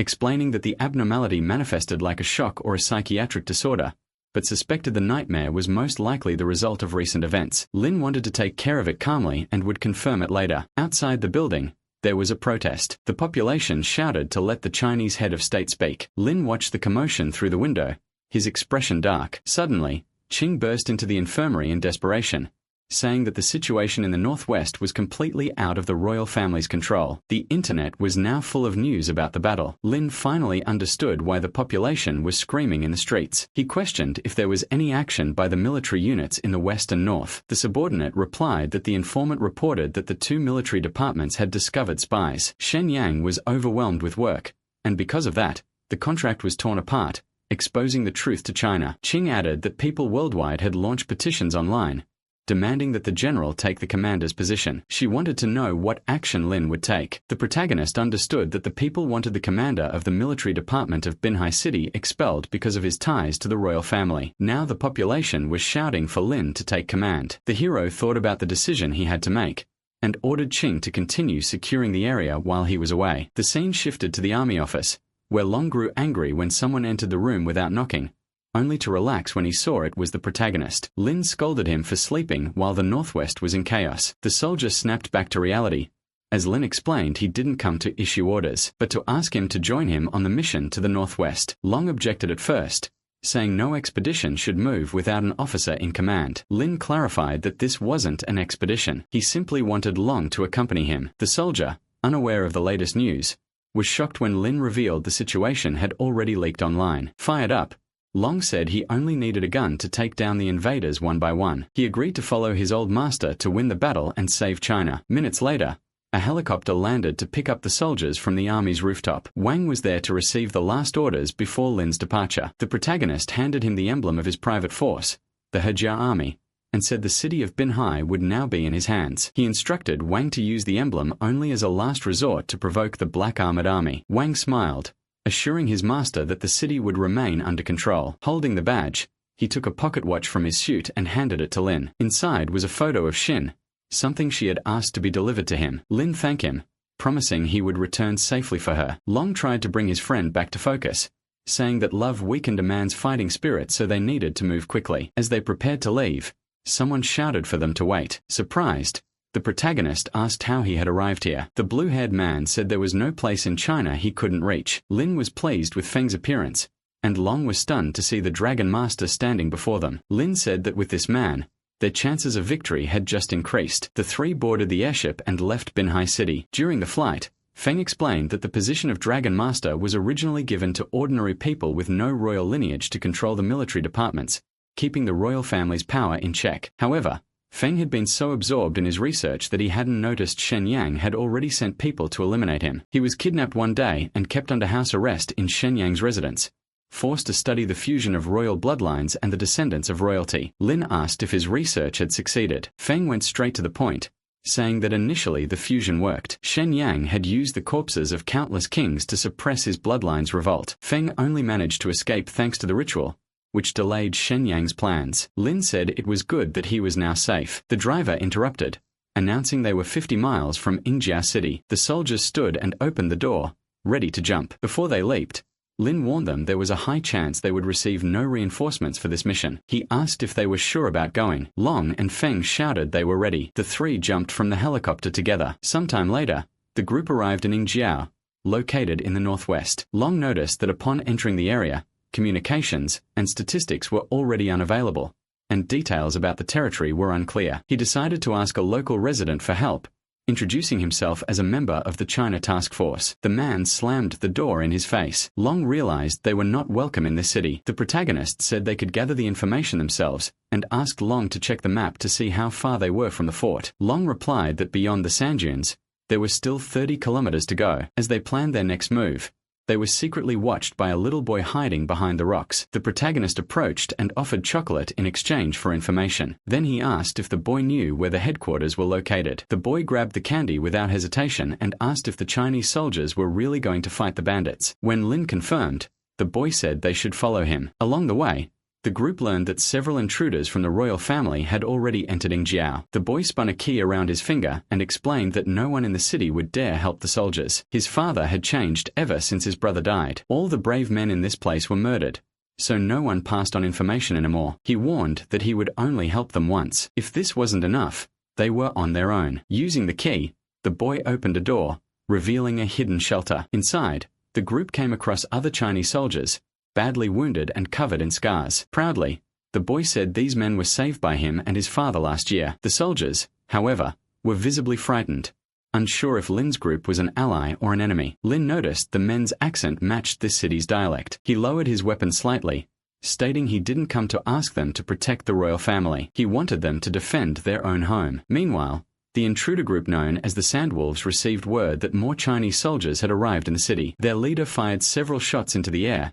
demanding the villagers hand over the soldiers. He promised a reward, but no one dared to leave their homes. The same villager who had earlier slammed the door on Long was now hiding inside his house. The intruders tried to break down his door. The leader, a man with a tattoo on his neck, shouted that if no one revealed the soldiers' location, they would burn the entire village down. When seen by the bandits, a long-range weapon was positioned quietly, aiming at them. The Sand Wolves had no idea they were already in the crosshairs. Believing they had the upper hand, they prepared to set fire to the residents' homes to force them to talk. Suddenly, one of the intruders was fatally shot in the head and dropped to the ground. His companions spun around, searching for the attacker. Lin appeared from the shadows and silently neutralized him. The Sand Wolves were caught completely off guard by the strength and precision of this soldier. The attack was so quiet that the remaining bandits continued threatening the villagers. Unaware that death was stalking them from behind, Lin tossed a rock to draw one man's attention and mock them, saying their alertness was truly astonishing. The attacker turned and fired wildly with both guns, but Lin overpowered him with ease. Lin coldly said that the man could never win with simple weapons. Shocked, the intruder realized too late that the one standing before him was the Supreme himself. The protagonist took him down and with his gun aimed at the man's head, told him to be more attentive when he meets him in the next life. A single shot ended him. Another intruder saw what happened and tried to hide, but was caught when he attempted to sneak up on Lin. Trembling, he knelt down and begged to be spared. Lin asked if he had spared the residents of the Northwest. The man stayed silent and with that, he too was eliminated. The villager who had been watching the scene through a crack in his door saw the carnage unfold. Lin turned to him and ordered him to stay inside until every intruder was gone. The man obeyed and asked if China was really there to save them. Lin replied yes. Months later, reinforcements from the Sandwolf squad arrived, continuing their hunt. The protagonist positioned himself on top of a house to get a better view of the incoming enemies. At the perfect moment, he leaped down, firing both pistols, hitting several targets as others fled. From his window, the old man watched in, or as Lin fought alone against a swarm of men. The protagonist switched to hand-to-hand combat, neutralizing the intruders with devastating punches. The villager remembered the last time he had seen someone this strong. It was the man leading the Sandwolves. The commander of the reinforcement squad grew furious when he realized his men were terrified of a single Chinese soldier. He insulted them, calling them pathetic losers. But then fear gripped him when he noticed an eerie silence among his men. At that moment, Lin appeared behind him, having just eliminated the mercenary standing next to him. The man pointed his gun in panic, but Lin crushed the barrel with his bare hand. Two soldiers saw their boss struggling but chose to run, abandoning the fight to save their own lives. The rest of the squad followed, fleeing at full speed. The protagonist's team waited from the top of a mountain, raining precise shots down on the intruders. In that tense moment, the enemy boss called Lin a coward for pointing a gun at an armed man. Lin stared at her coldly and asked if she really thought it was honorable when her group pointed weapons at the unarmed citizens of this country. For him, there was nothing heroic about throwing the people of China into misery to fight for every inch of land. The boss smirked, saying he wasn't wrong, and invited Lin to shoot if he wished. But she also made it clear that she held information on how to reach the headquarters and could use that to help him. At that moment, she removed her cap, revealing she was actually a woman. Their conversation was interrupted by Long, who reported to the Supreme that the mercenaries who escaped from Injia City at Point A were surrounded and exterminated. He stopped speaking when he noticed the woman talking to Lin. Suddenly, she sneered, claiming her head hurt just seeing the Supreme Trash, the puppet Dragon Master, and the little follower named Long. Clearly, she knew her enemies well. Long pointed his gun at her, demanding to know how she dared insult the Dragon Master and the Supreme. The woman tried to bargain for her life, proposing a deal. Her condition for revealing the headquarters location was her release. Lin replied coldly that he didn't make deals with people of unknown origin. She continued trying to intimidate him, acting as if she was someone he needed. Losing patience, Lin grabbed her by the neck with full force, lifting her off the ground. Struggling to breathe, she finally agreed to talk. Gasping, she said she could take him to Eagle Head Castle. Collapsing to the ground, she tried to catch her breath, muttering that she had heard the Supreme had awakened but never imagined he would regain his strength so quickly. Now she was truly worried about her life. Lin began assigning tasks. Long was to keep an eye on the girl, while Feng was tasked with organizing the troops in Eagle Point City. From now on, their objective was to protect this location as their only fortress. Feng agreed and immediately put the injured Chinese commander from earlier in charge of arranging the soldiers. Later that day, the girl walked with her hands tied as she provided information along the way. The Sandwolf squad patrolled twice a day and would send more soldiers if the first team failed to return. The protagonist interrupted, asking how far it was to Eagle Head Castle. She vaguely answered that they would reach it after climbing a few more sand dunes. Checking the map, Feng realized she was lying. They were actually moving in the opposite direction, heading toward the edge of the desert. Long pulled his gun, warning her not to play tricks because his patience had limits. The mercenary pretended to be misunderstood, claiming she was only trying to prevent Lin from fighting 10,000 men alone and that her intentions were to help. Before Lin could respond, a yellow car suddenly jumped over the dunes, landing in front of them and spraying sand everywhere. The protagonist asked the girl who these people were. She replied that they belonged to the Vulture's patrol team, the most ruthless squad of the Eagle Head group, known for killing any Chinese they encountered. The enemies got out of the car, and their bald leader announced he would keep the girl while the others could choose what to do with the rest. Lin snatched the knife from his partner, and with a few swift movements, cut down the entire Vulture group. The girl froze in shock, witnessing the strongest battalion fall in just one move. The protagonist snapped her out of her thoughts when he returned the dagger to his partner. Speaking with a serious tone, he gave the woman one last chance to tell the truth. She finally admitted she could lead them to the castle, but warned that Eagle Head Castle was easy to defend and hard to attack. It had a 24-hour sensor recognition system and battlefield surveillance radar. Their concern now was whether the Sandwolves had already discovered their location. Feng said he had taken care of it, boasting that hacking the repeater and intercepting the surveillance video was simple. Long quickly praised his partner's intelligence. Lin told everyone to get in the car because they needed to move now. Minutes later, the stolen vehicle sped toward Eagle Head Castle. The mercenary warned they were getting close. At that moment, The car entered the crosshairs of a Vulture Squad sniper. The shooter hesitated, recognizing his companion's vehicle, but on closer inspection realized the driver wasn't the bald leader. Lin had already noticed the sentries hiding nearby. At the right moment, he gave the order for Long to shoot. The soldier climbed onto the car's roof and took out the Vulture snipers one by one. Enemy bodies fell from the dunes, and others were run over by the speeding car. The mercenary warned that at this rate, they would become easy targets. Lin replied coldly that he never said they were going to sneak in. Some sentinels approached after hearing the noise, only to panic when Lin's car flew over their heads, leaving them in utter despair. The soldiers try to activate the warning alarm for intruders, but Long is faster and shoots at the buckets of gasoline nearby. Several explosions are triggered after this movement. The mercenary shouts that Eagle Head Castle also has many Chinese hostages, and Long may accidentally finish them off if he continues to act this way. The protagonist simply ignores the girl's warning and asks Feng how long it will take to break the enemy's defense system. The Dragon Master checks the device and confirms that there is little left. Suddenly, an aircraft appears above them and starts chasing their car. The mercenary screams that it is the armed reconnaissance aircraft of the Sandwolf Squadron, and they need to find a way to escape. Lin shouts that the direction is up to Long. He jumps while his partner takes control of the car. The soldiers on the aircraft are shocked when the protagonist leaps so high that he appears right at their window. A Vulcan cannon located underneath the aircraft activates, but Lin simply rips it out with his hand. A new explosion lights up the sky. Long laughs, saying only the boss can do this. The protagonist returns to the car and tells Long to accompany him. Meanwhile, inside the walls of Eaglehead Castle, the soldiers already know about the invaders and line up to defend themselves, but the gate collapses under the lightning sent by the ultimate. The protagonist's eyes turn red as his power activates. The stolen car smashes through the gates,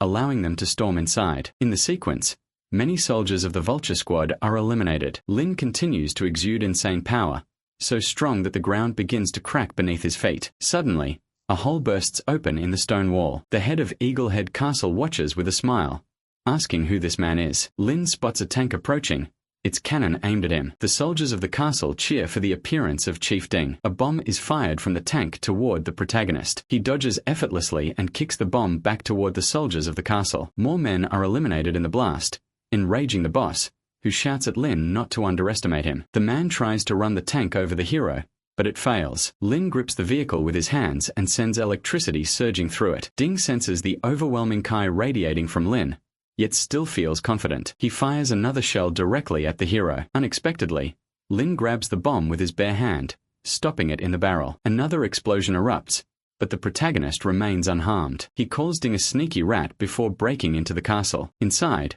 he finds the room where the hostages are held. A woman clutches her son, asking if he was sent by China to rescue them. Lin confirms and orders the hostages to follow him. Meanwhile, outside, the castle soldiers clash with the protagonist's team. Long drives through opponents with excitement, then jumps out of the car and drags the mercenary along. At that moment, someone shouts, "Sister Yi Bing." The hostage freed by the protagonist runs and hugs the girl, saying he thought she was dead. The mercenary smiles with joy, realizing everything is fine with him. The little boy glares at Long, asking why he tied up his sister. The protagonist replies that it's simple. This beautiful girl is actually a demon who murders without hesitation. The boy screams that it's not true, saying the hostages would have been killed if not for Sister Yi Bing. He unties her himself, asking her to tell everyone she isn't a bad person. At that moment, other hostages join in, confirming the boy is right. They explain that many of them were traveling across the northwest border of China, but were trapped because of the battle. Fortunately,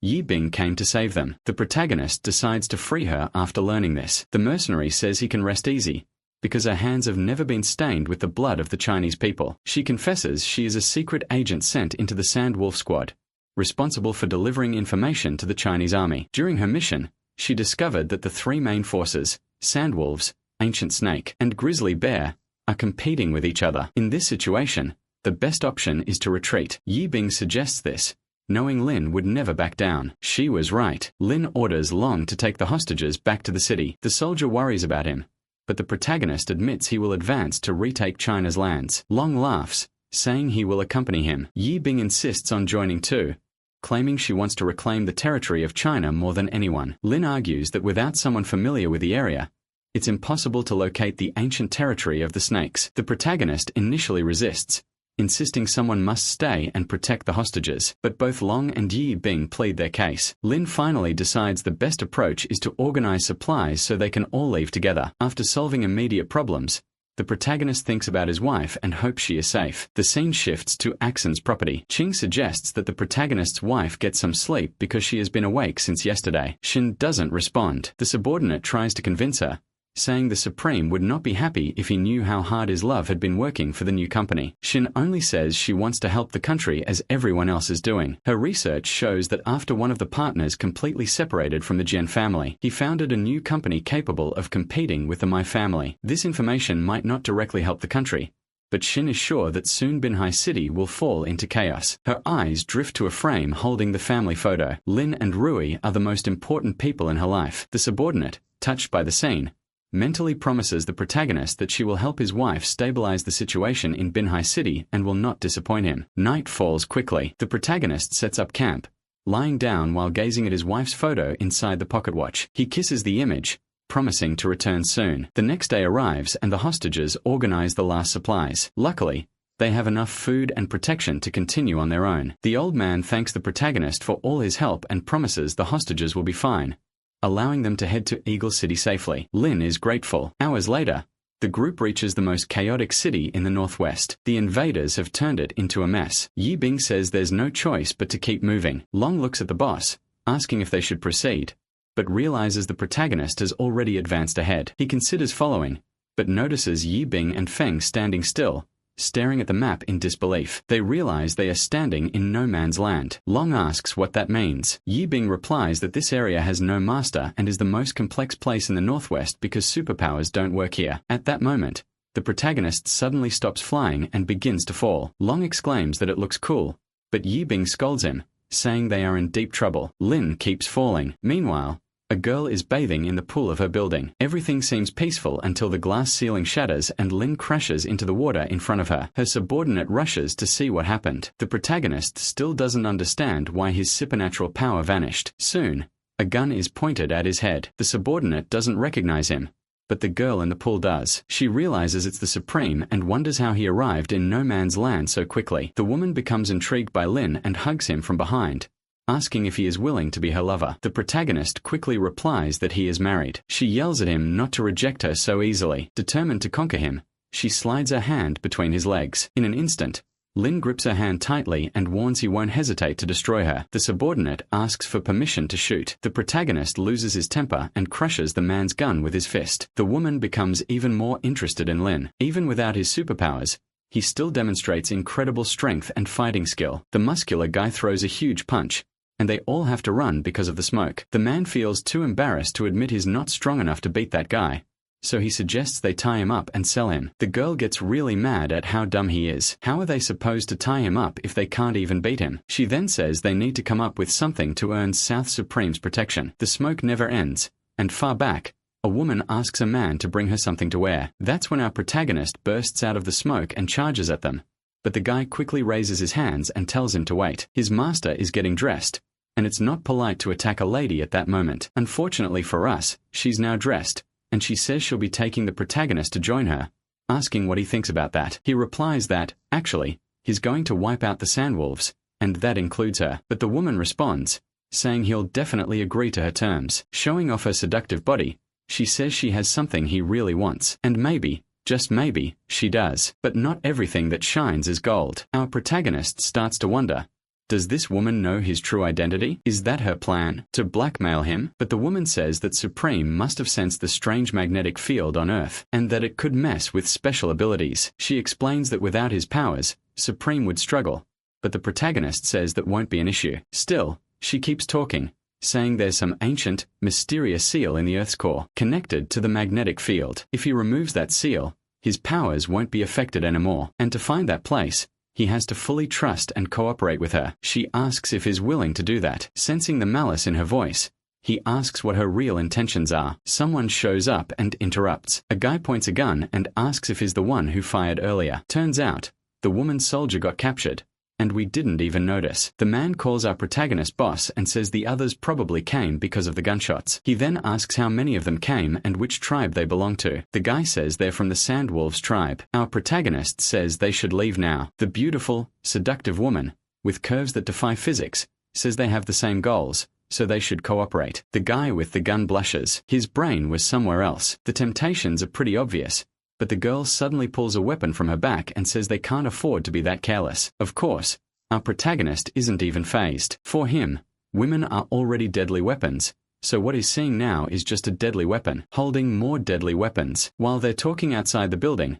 other people with PNG quality AK-47s are approaching. The woman tells a friend to get into character, and for some reason, now the whole place is flooded. The men head to the back door to hide. Meanwhile, the invaders enter and see two beautiful women in perfect outfits. Instantly, they're hypnotized by the seductive vibe in the air. The woman asks if they want to join in on the fun. They all start taking off their clothes, thinking it's that kind of fun. They leap at the girls, but right then, the white-haired one ducks and pushes a friend underwater too. That's when the hidden soldiers open fire, wiping out every man about to fulfill his deepest fantasy. They were tricked. The two sirens, hidden underwater, were completely safe. And once again, what bodies! What beautiful bodies! They rise from the water-filled trap. Too bad the smoke keeps ruining the view you actually wanted to enjoy. And yeah, it's still in the way. They don't even know each other. The woman says her name is Bingsy and asks the white-haired girl what her name is. She replies she's Shuli, leader of the ancient snakes. With a suspicious look,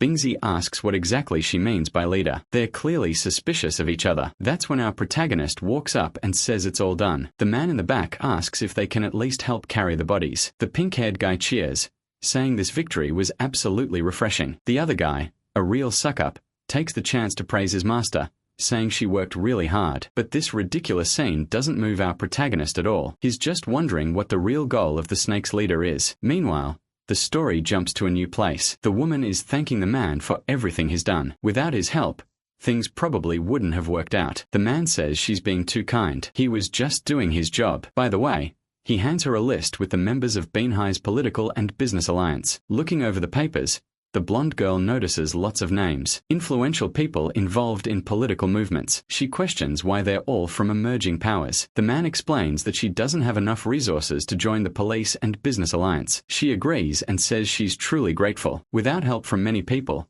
especially the Wang family, she would have never reached her current position, let alone become president. She thinks for a moment and ends up agreeing with the man's suggestion. Then she proposes they join forces with the emerging powers too. The man is even surprised by the girl's boldness. She continues, saying there's data about a distorted magnetic field that absorbs bloodline energy, and that's exactly what Shen Yang and his ritual are after. The man becomes uneasy with that info, and says they found a traitor in the military who had been studying the meteorite. But in the blink of an eye, his tone shifts. He says that just proves how valuable the meteorite really is. The girl agrees and tells him to use the lab as a front to attract more investment. She also asks him to form a new team and expand operations once the Northwest is stabilized. They agree and move on to other topics. Once again, the man praises the girl, saying she made an excellent choice. Another woman also congratulates Ms. Jiang. She smiles, deep in thought, remembering something she heard, that the husband handles outside matters, and the wife, the internal ones. She wonders if she's doing a good job in her role. Later that night, in Beanhai's banquet hall, everyone's in celebration mode. A man calls for everyone's attention to give a congratulatory speech. He announces the arrival of President Jiang Shihui. She walks in wearing a stunning dress that shows off her incredible curves. She grabs the MIC and thanks everyone for coming and for their support. On behalf of the entire group, she offers her congratulations. The party goes on, and everyone starts chatting and greeting each other. Meanwhile, the girl in the white cloak stays quiet, reflecting to herself. She makes a promise to protect everyone, no matter the cost. We then return to our protagonist's group. They're surrounded by rubble. The guy with the braided hair is getting bandaged. He's hurt. The girl jokes that, despite looking tough, he's super sensitive to pain. Acting like a little kid, he says he didn't expect the grass there to be that poisonous. Another girl is just done with him. She only asks him to clear the area, and somehow he gets cut by grass and poisoned. That's just ridiculous. The man apologizes, but clearly isn't taking it seriously, because right now, he's looking at an amazing sight. Too bad that damn white smoke is in our way too. But not for long. The smoke clears. The woman asks where the exit is. She could help, since she knows the place really well. But yeah, The tension between them is real. She says the other woman should find her own way out. While they argue over nonsense, the protagonist just stands there, silently watching the whole ridiculous mess. Then, frustrated, the white-haired woman orders her guards to beat the other girl. The guy hesitates. He's thinking he can't do that. There's no way he'd lay a hand on such soft and beautiful skin. His leader, of course, loses it. So now he's betraying his loyalty over something that shallow. Meanwhile, the girl who was supposed to be beaten just keeps laughing, finding the whole scene amusing. It's hilarious how that woman tries to give orders with such clumsy men. As she watches, the pink-haired guy walks over and asks if she's laughing at something. They look together, and yeah, it really is funny. The woman is complaining that being ugly isn't a problem,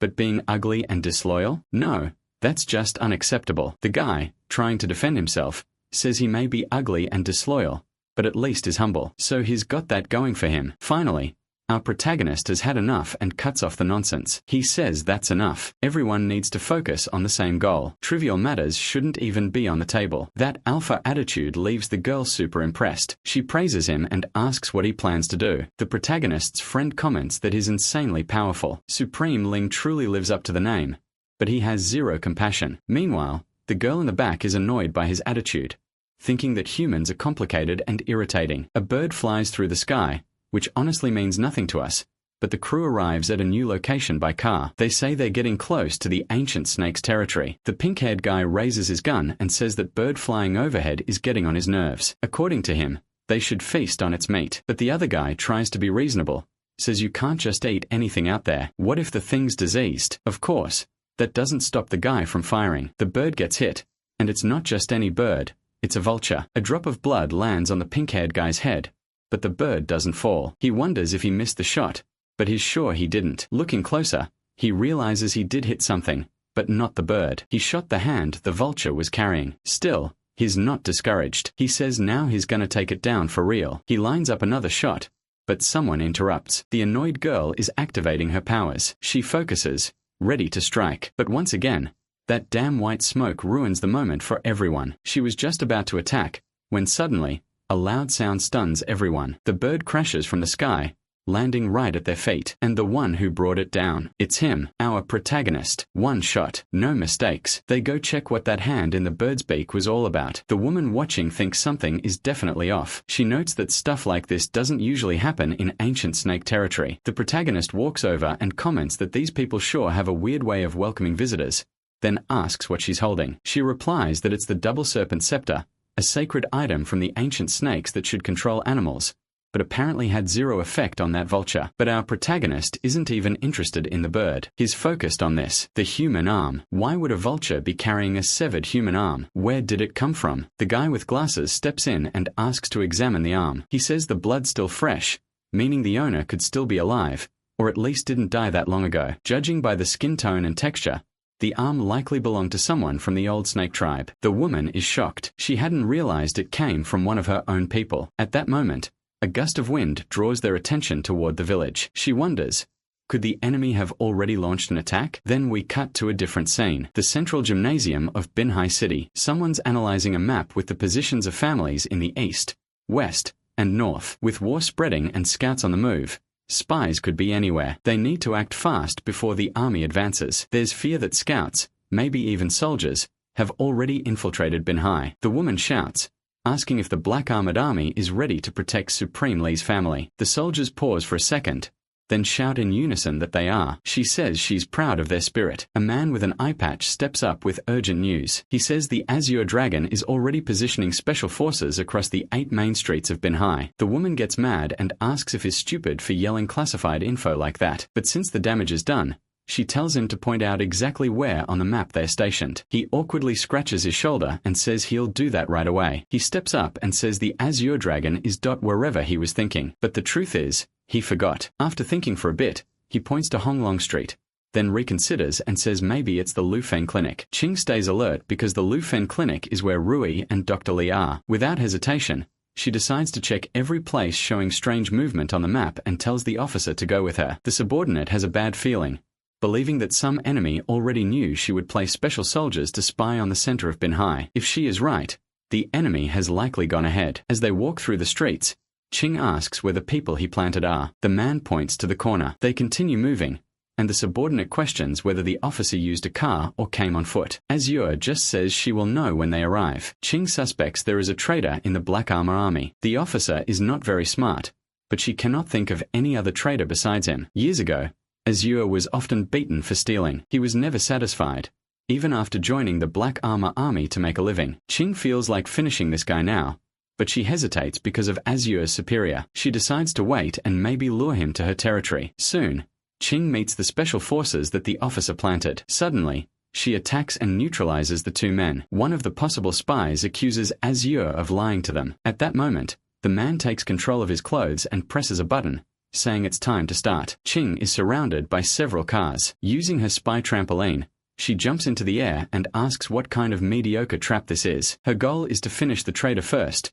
but his allies drive at full speed, trying to hit her. Ching kicks the cars away with her super strength, then focuses on the traitor. She is shocked when her kick is blocked. Landing on the ground, the soldier asks if she forgot that the squad's armor is reinforced. Asura mocks her, saying the parking lot is not random. At that moment, his allies accelerate toward her again. The soldier is sure of his victory, but in the next moment, he and his allies are controlled by a supernatural power. Even Ching starts to float. It is Rui using her lineage power. The subordinate is delighted to realize it is the little princess's strength. The traitor's mistake was luring Ching to a parking lot near the clinic, where the protagonist's daughter was staying. Dr. Lee gives a thumbs up, praising the girl. Rui screams that she missed Ching. The subordinate gently touches the little princess's face and says she was amazing. The doctor laughs, saying those traitors never imagined the girl's power. Rui says she tried hard to stay strong and protect her family. At that moment, the protagonist's wife runs to her daughter with a smile. Shin was called by Ching the moment Rui used her supernatural powers. They hug,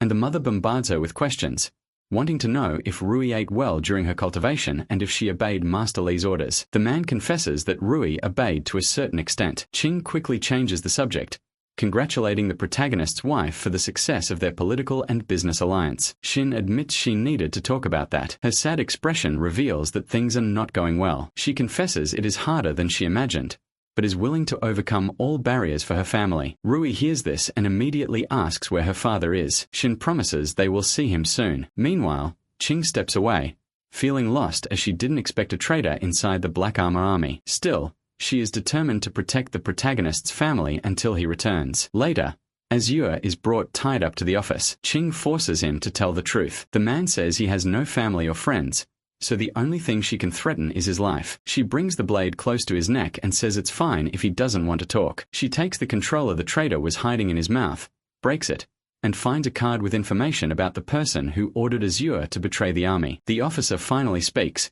saying the only one who can compete with Ching is the White Tiger. The subordinate finds it impossible that the traitor is a White Tiger envoy. The man just says the Real White Tiger envoy is in the northwest. The scene shifts to the protagonist's team. They approach a civilization belonging to the Snake tribe. Long knocks on the door of a villager to check if anyone is inside. Suddenly, a gun falls from the door with the force of his knock. At that moment, something catches Ebing's attention, and she runs toward it. Long asks what she saw. The girl tells him not to touch it and points to a lizard on the ground. Long asks about the strange twinkle in the beast's eyes. Lin interrupts, picking up the fallen gun, and says they should focus on the house because there might be a corpse inside. He prepares to enter, but Ebing suggests surrounding and investigating first. The protagonist tells her that poor performance and drama only make things obvious, so they enter now. Long notices Ebing looks uncomfortable and asks what she's hiding. Suddenly, an explosion bursts through the opening where the lizard entered. Now they know someone is on the other side of the wall. Long thinks it's better to follow Ebing's suggestion and leave the house. The mercenary runs first,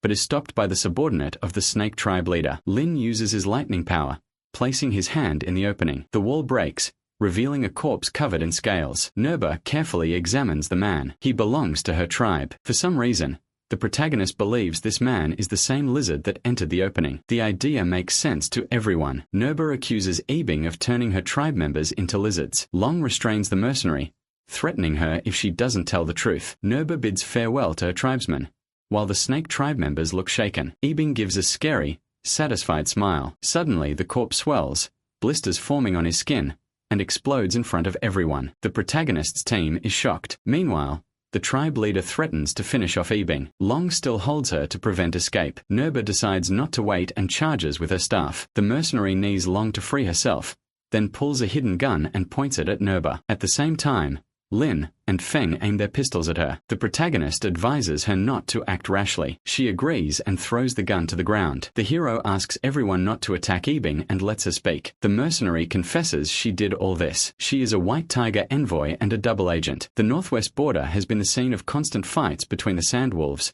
the Snake Tribe, and other clans. Yibing adds that ordinary people like her are the ones truly harmed by this conflict. She admits she once thought it was all over, until the white tiger appeared, saved her, and rescued her village. From that day, she became his subordinate. He asked her to disguise herself among the Sand Wolves until Lin appeared. It turns out the white tiger is the real leader of the Sand Wolves, aiming not only to control the northwest, but also to find the protagonist. Lin stays silent. Yibing turns to Nerba, saying the Snake Tribe burned and stole her village, so she fought back. Nerba admits she made mistakes in the past and regrets them, but Long argues that Yibing has no reason to act like this and threatens to fire all his ammo at her. The protagonist asks his friend to let the girl speak. The mercenary pushes Long away, telling him to obey the chief. Yibing then reveals the locations of other Snake Tribe members as a reward for Lin's willingness to hear her story. She snaps her fingers, revealing bodies tied to the ceiling. The hero understands all these people were eliminated by the ally she protected. Feng is curious about how she turns people into lizards. Yibing explains she uses a potion given by the White Tiger Lord. Nerba accuses her of cruelty, but Yibing says it's exciting to watch people writhe until they transform into animals. She adds that killing the clan leaders was even more thrilling. Lin can't believe he didn't notice this woman's disguise. Even the Supreme hadn't suspected her. He understands she allied herself with the traitor, but Yibing screams that it was the White Tiger who brought order to the northwest, so no one has the right to insult him, especially Lin. She recalls when her village was destroyed. She walked with wounds all over her body until reaching a civilization where the Sandwolves were. Some men tried to harm her, but the White Tiger appeared and protected her. Yibing admits she had always felt ignored, but on that day, the White Tiger called her by name. That's why she can't accept being seen as the villain. The leader of the snakes was the first to destroy her people and wipe out her entire family. Everything she has done so far was to ensure that the names of important people were not forgotten. Yibing accuses the protagonist of not saving them when chaos took over the northwest. She shouts that he closed his eyes to the people. Long notices that Lin is losing his temper as the power of the Supreme leaks out of his body. His anger erupts and his lightning destroys everything around them. The soldier keeps the traitor in his sights and asks if he should shoot. Yibing says they should shoot her because the curse of transformation is linked to the White Tiger Lord. Now that he has discovered her location, escape is impossible. At that moment, several manipulated birds fly overhead. Nerba grows concerned, realizing these birds are following Yibing's instructions. She fears that the power of her staff has been blocked by the White Tiger. Lin radiates a murderous aura as he orders his allies to be ready for any enemy. The attack against the birds begins. Long uses his weapon while Lin unleashes his powerful lightning. The number of enemies is overwhelming, and Long decides the only solution is to eliminate Yibing. She argues it won't work, warning that without negotiation with the White Tiger they are doomed. She calls him a fool for not realizing what triggers the trap. Tired, she walks away, but Long fires toward her face. Feng redirects the bullet upward, saying things can be resolved through words. Lin, however, believes the monsters will keep coming as long as the magic matrix exists. He soars above the clouds where the birds fly, and activates his lightning power. The monsters are obliterated, feathers raining everywhere. Long praises his boss's talent, but Yibing insists it won't work, explaining that this trap in snake territory was specially prepared. The team fights with all their might, but Yibing says Lin still doesn't understand the complexity of the Northwest. Distracted by her words, Feng is warned by the soldier to focus. Suddenly, a red-eyed bird pierces Long's neck with its beak. Feng screams, thinking the worst, but the soldier grabs the bird and kills it. Then more birds attack, splattering red liquid everywhere. Long is hit in the back, yet continues fighting. He declares that even if born again, he would still choose to be a Chinese soldier. Finally, he collapses. Feng tries to help, but is stopped by Nerba, who warns him not to sacrifice himself. Lin keeps cutting through the birds. Soon, a signal comes through his communication device. On the other end, someone reports they finally made contact. The message, Shin and the little princess have been kidnapped. Lin is momentarily distracted, and the mercenary uses the chance to cover him in black magic. She mentally states that her mission is complete. Meanwhile, Qing reports that Wang was murdered, Dr. Li is severely injured, and the lab built by the Supreme's wife was destroyed. All meteorite iron research vanished. She surrounded the city to protect the girls, but learned White Tiger's people are everywhere. Qing kneels, apologizing for failing. Lin, consumed by the black magic circle, tells her to keep protecting his family. His rage is so great that his energy shatters the black magic. He screams, demanding how the sandwolves dared to touch his family. A super powerful lightning bolt strikes Ebing, reducing her to a skeleton in seconds. Nerba stares in shock at the Supreme's power, wondering why he didn't use it earlier. Feng understands from his anger that the white tiger has crossed the line. Lin realizes the battle in the northwest was orchestrated by Baihu from the start. He was meant to be distracted sweeping the sand wolves, then lured to no man's land to destroy the snake tribe, giving them a chance to attack Binhai. Holding Lang's body, Lin blames himself for inviting his friend to this mission. He asks Nerba for permission to bury him with the rights of the snake tribe. Feng regrets the loss of both Lang and Nerba's subordinate, who died fighting Ebing. The cloud of smoke dissipates. Lin warns Nerba that the meteorite controlling the ancient snake territory has been destroyed, and now supernatural powers work again in no man's land. He concludes that meteorite iron is the key to the northwest. The white tiger will use his army and territory to seize it. Though not fully recovered, Lin vows to do anything to save Isin and Rui. The three survivors get in the car, and he drives at full speed. Nerba asks if the white tiger is one of his subordinates,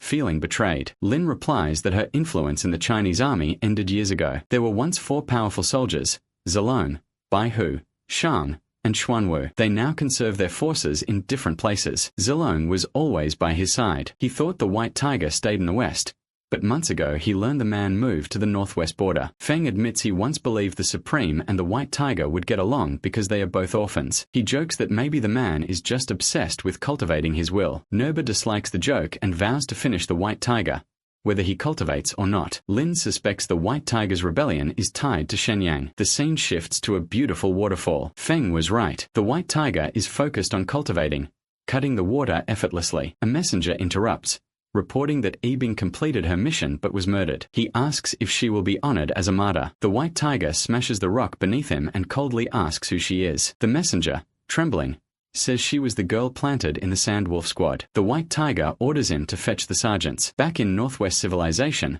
Feng loads the last supplies. This time he travels alone with the snake tribe leader. He asks if Nerba is sure about not joining him in meteorite space. The girl remains undecided, mourning her fallen subordinate. The scene shifts to Binhai City. The protagonist has no choice but to return and save his family. He learns from his subordinate that Asura set up an ambush in the parking lot. Qing pretended to fall into the trap to capture the mastermind behind the betrayal. During this, the little princess used her electromagnetic force to control Asura's direction, drawing the white tiger's attention. The rebels working for the white tiger surrounded everyone. Rui tried to use her powers again, but the rebels used meteorites to absorb energy and kidnap them. Dr. Li was injured protecting them. Qing kneels, asking for punishment. Lin says she is not to blame. This was the white tiger's long-prepared plan. He asks if she knows where his wife and daughter are. She replies no. Lin orders her to find them today. He fears the white tiger in the northwest and Shenyang in the capital may join forces. Qing explains that her investigation shows no contact between Baihu and Shenyang yet. Suddenly,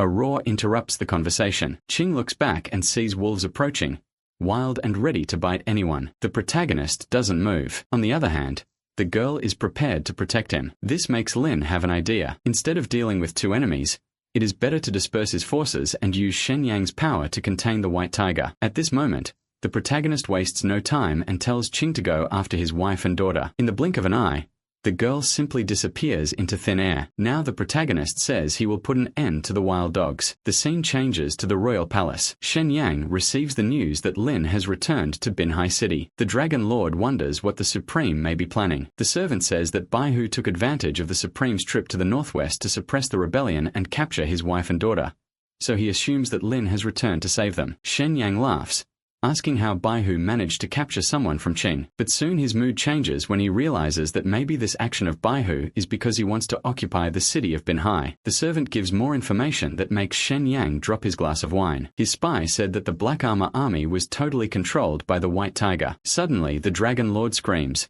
asking if the subordinate knows what Baihu is ready to do. The servant replies that no one knows the purpose of kidnapping Lin's wife and daughter, but it seems that he took the girls to that place. Shenyang feels that in a while no one will be able to stop these men, especially the white tiger that took over the protagonist squad. It seems that not even the Supreme is being taken seriously. The servant says that now Lin only has Qing by his side. Shen Yang wonders if it is possible to defeat them with a wave of his hand. Meanwhile, outside the palace, the hero has the entrance blocked. The guards realize who he is after feeling a dark energy spread. Lin doesn't hear the men and enters the castle. Shen Yang was already expecting this and said he could enter the room. The protagonist sits comfortably in the chair while the Dragon Lord comments that it's been a while since they saw each other in person. Lin refers to Shen Yang as the young emperor and says that maybe he already knows the reason for his presence here today. He is direct and says that he came to borrow his troops, but it will not be in vain. The protagonist says that after the soldiers help recover his family, he will dedicate himself to pacifying the northwest and stabilizing the situation in the Imperial Kingdom. Shen Yang asks if the Supreme is in a hurry. Lin replies that the forces in various districts are ready to act and may not be able to wait any longer. It would be bad,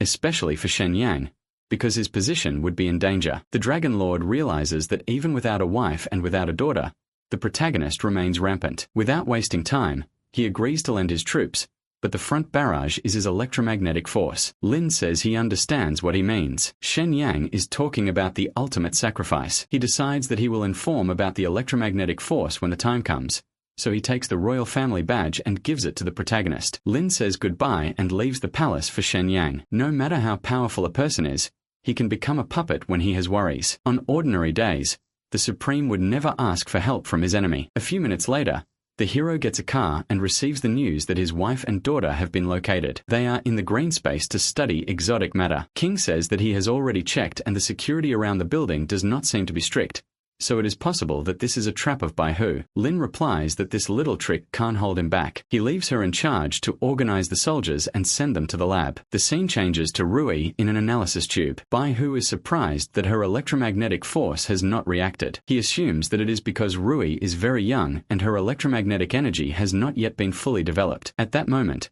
Baihu finds out that the protagonist has returned to Binhai City and is heading towards him. The guy is surprised that the Supreme has come back so fast and soon calls the ally. On the other end of the line, the white tiger asks to transfer Lin as a hostage. Baihu asks if the trap is already ready and the servant replies, yes. Suddenly a noise on top of the ceiling draws their attention. The two look up, asking what is happening. Suddenly one of the servants, in the midst of desperate smoke from his head, warns the Lord that the building has been surrounded by the envoys of the Dragon Lord. They blew up the entrance and are about to attack. Baihu still thinks he has the upper hand because he has the daughter and wife of the Supreme. Meanwhile, outside, the soldiers of the Dragon Lord attack precisely. They report that the enemies in Area A have been eliminated, and now it remains to break down the gate. In a few seconds, the soldiers manage to do this. The protagonist is advised to enter because King informed that the laboratory was after this wall. The hero agrees, and when he enters, he sends the rays to the enemies who were formerly part of his squad. The protagonist also uses hand-to-hand combat. He accuses his opponents of betraying their brothers and their country,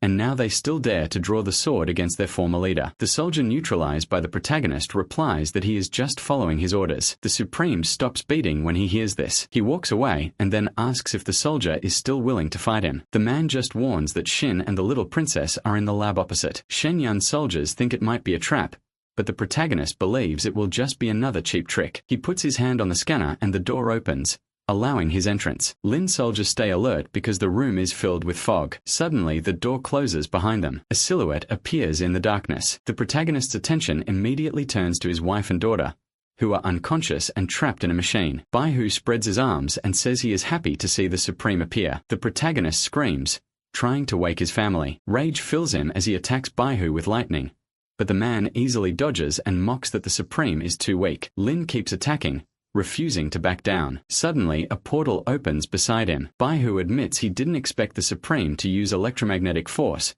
even under the meteorite suppression. Maybe it's because he is the key. The protagonist wonders what nonsense he is talking about, but soon realizes that Baihu has obtained the meteorite. The enemy laughs, declaring that not only the meteorite iron, but soon the entire world will belong to the White Tiger Lord. At that moment, he pulls something from his shoe pocket and throws it on the ground. A purple cloud of smoke fills the room, blocking the protagonist's vision. He quickly realizes it's poisonous mist and orders his soldiers to cover their noses. He feels disappointed with Baihu's actions because they were once as close as master and servant, but that no longer matters. He manages to recover his family. Later that day, His wife and daughter are taken to the hospital. Fortunately, Dr. Lee is already recovered and takes care of Shin and Rui, so the protagonist has nothing to worry about as they will soon wake up. At that moment, Shin brings information to the Supreme. She warns that the Black Armor army is completely controlled, but Baihu has escaped. Lin asks if she knows where the meteorite came from. The servant reports that it was brought from the territory of snakes,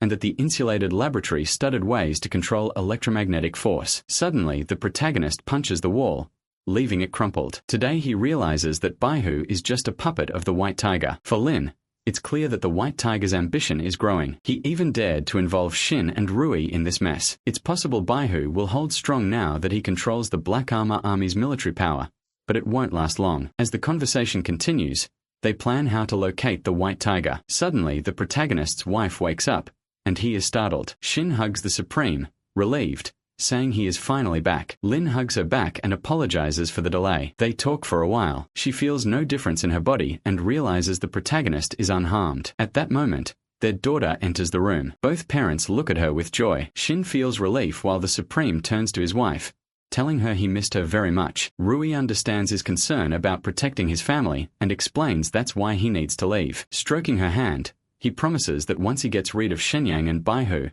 they will live happily together forever. His wife wishes him good luck, saying she believes in him. Rui proudly says her father will be the winner. An aircraft lands on the hospital roof to take Lin. His goal is clear: break the iron meteorite and bring peace to China. Qing asks if Shin and the princess were taken safely to the secure location. Lin confirms and reminds her that Rui's electromagnetic force has attracted countless enemies, so she must stay and command the protection of his family. He tells her that once everything is resolved, she should meet him in the northwest. The scene shifts to the northwest. Members of the Sandwolf squad celebrate after capturing a beautiful woman. Nerba is surrounded by those vile men. Before she can react, a bullet pierces her shoulder, and she collapses unconscious. The mercenaries debate what to do. One of them, holding Nerba's staff, suggests tying her up and taking her to the leader. As they prepare to leave, a sword falls from the sky, destroying their car. They turn toward the source but see no one. Suddenly, a man clad in reinforced armor retrieves the sword. The mercenaries open fire,